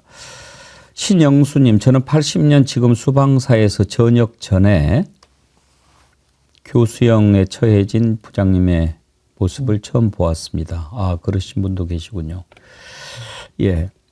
그럼 앞으로 재심 절차가 어떻게 됩니까? 뭐 일단 대법원 판결을 지금 현재 기다리고 있으니까요. 예. 네. 그리고 이제 대법원에서 인용을 그대로, 그러니까 고등법원에서 인용 결정한 것을 그대로 인정을 해서 이제 그 진행이 되게 되면, 그럼 이제 변호사님들하고 이제 열심히 이제 아니, 그럼 재심 고등법원에서 재심을 받아들이기로 한 것은 일단 청구한 모든 내용을 다 이렇게 받아들여 가지고 대법원으로 보낸 겁니까? 뭐 제가 그러니까 인용 사유에는 이제 여러 가지 이야기들이 들어가는데, 그러니까 예를 들면은 무죄를 주장하신다든지 뭐 그런 게 있을 거 지금 아닙니까? 현재로서는 무죄를 주장하고 있지는 않고요. 예. 그러니까 내란 목적으로 돼 목적은 있는 아니다. 그 항목이 맞지 않다라고 일단은 제기를 했는데, 예. 그런데 재판이 진행되는 과정에서 그 당시에 재판이 어떤 온전한 합법적 재판으로서 이렇게 말하자면 인정받을 수 없는, 그러니까 불법 재판이었다. 왜냐하면 뭐 간단하게는 민간인인데 군사 재판을 받은 거니까요.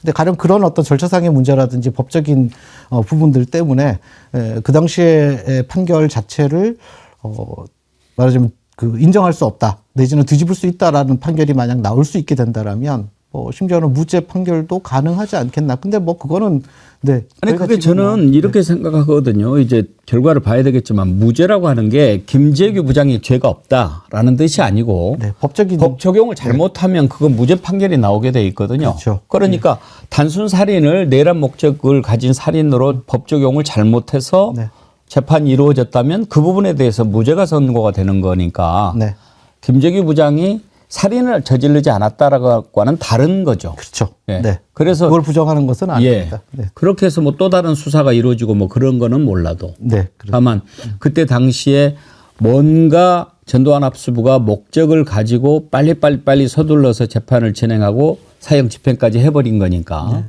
그런 부분에 대해서는 분명히 유족들이 이 부분은 다시 좀 판결을 받고 싶은 마음이 있으신 거죠. 네. 근데 사실 저희가 재심 신청을 저희 어머니가 하고 또 이제 법적인 지금 이제 그 다툼을 앞에 두고는 있지만, 제가 그 유족 입장문을 작성하고 발표를 하면서 이게 이제 재심을 신청하는 사유가 있었을 거 아닙니까? 근데 쭉 A4 한 장짜리로 쓰는데 그 안에서 제가 그런 표현을 썼습니다. 유족이 그러니까 이 재심 신청을 통해서 구하고자 하는 바는 판결이기보다는 역사입니다, 이렇게 썼거든요. 그래서 뭐 판결 그 자체가 어떻게 나느냐에 따라서 모든 것들이 뭐 가령 11.6의 모든 정당성이 인정되고 뭐 모든 사람들이 이걸 상식으로 채택하고, 저는 실제로는 그렇게 될 것 같지도 않거든요. 그러니까 가령 그 조선조 초기에 있었던 사육신 이 분들이 조선의 충신의 아이콘으로 자리 잡고 계시다가 결국은 조선 숙종 임금 때 정치적으로 복권되시잖아요. 그 시간이 무려 235년이나 걸렸거든요. 저는 그에 비하면 굉장히 빠르다라는 생각도 드는데요. 저는 이거는 일종의 역사적 알리바이, 하나의 단서, 그것을 남기는 일이다라는 생각이 듭니다. 최종적인 목표는 대한민국의 국민들의 거의 90% 이상이 상식으로 채택하는 거죠. 그러니까 11.6이라는 사건이, 그리고 김재규라는 인물이 대한민국의 민주주의를 위해서 뭔가 긍정적인 역할을 했다라고 사람들이 그냥 상식으로 인식하고 받아들이는 것. 저는 그것이 이루어지는 데는 앞으로 한 150년에서 200년 정도 그렇습니다. 시간이 걸릴 거라고 보고요. 예. 뭐 이번 판결 그 자체를 가지고 뭐 이렇게 일이 일비하지는 않는다라는 말씀을 드리고 싶습니다. 사실 12.6과 관련된 사람들 가운데 아직도 살아있는 사람들이 많이 있는 상황에서 우리가 그걸 평가하는 것은 사실 좀 쉽지 않지요. 그러니까 분명한 것은 김재규 부장의 그 일이 없었다면 박정희의 독재는 분명히 더 진행이 됐을 것이고, 그렇다고 해서 김재규 부장의 그 박정희 시해를 안중근 의사의 이토 히로부미와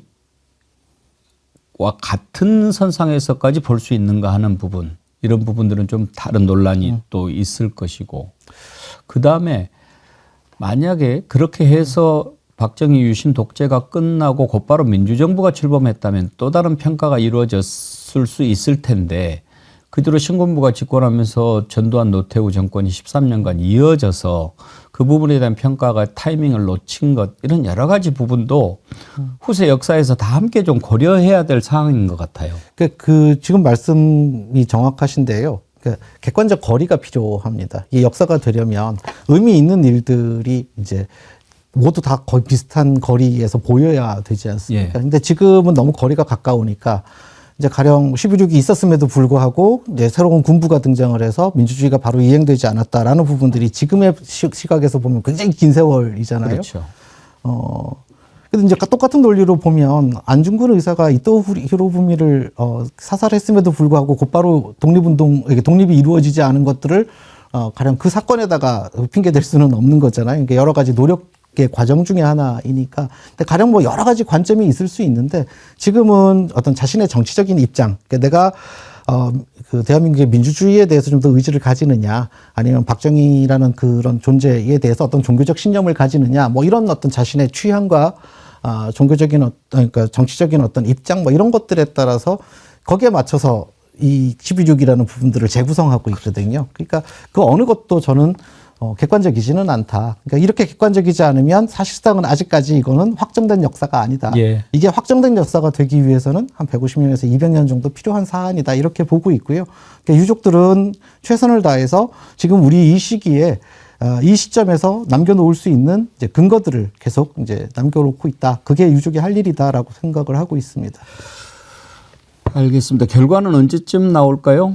전혀 예상하지 못하겠습니다. 네, 그거는 지금 워낙 또 여러 가지 일들이 많이 있어서 말이죠. 알겠습니다. 오늘 귀한 시간 내주셔서 감사한데 혹시 오늘 나오셔가지고 이런 말씀은 좀 드리고 싶다 했는데 못한 말씀 있으신가요?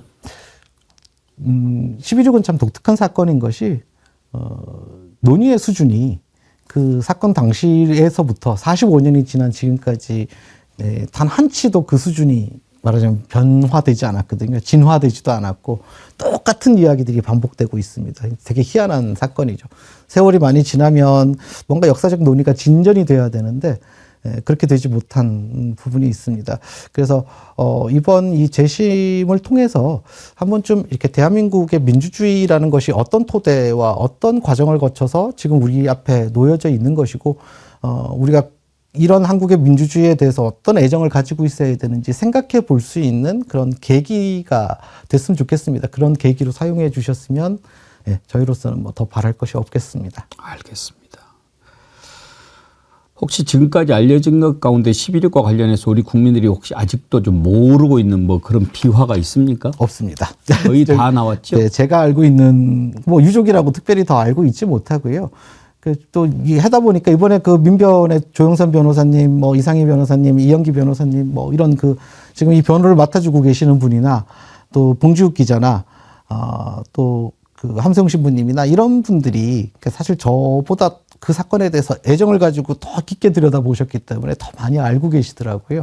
그래서 뭐 지금 말씀하시는 것처럼 유족은 어떻게 보면 입장을 말씀을 드리고 뭐 세상 사람들의 시선을 또 모으기도 하고 뭐 이런 어떤 역할 이렇게 보시면 좋지 않을까 싶습니다. 사실 박정희 독재를 끝내기 위해서 민주화 투쟁에 앞장섰다가 희생당하신 분들이 많이 계시죠. 그런 분들과 같은 반열로 김재규 부장을 볼 수 있을지 그런 부분들이 아마 나중에 역사의 몫이 아닌가 그런 생각이 드는군요. 예. 오늘 이렇게 귀한 시간 내주셔서 감사합니다. 네, 불러주셔서 고맙습니다. 네, 고맙습니다. 김재규 전 중앙정보부장 이번 재심 청구 받아들여진 것과 관련해서 유족 대표를 맡고 계신 김성신 출판평론가님 만나봤습니다. 정말 역사를 요즘 많이 생각해보는 시기죠. 나중에 어떻게 평가가 될지 한번 지켜보도록 하겠습니다.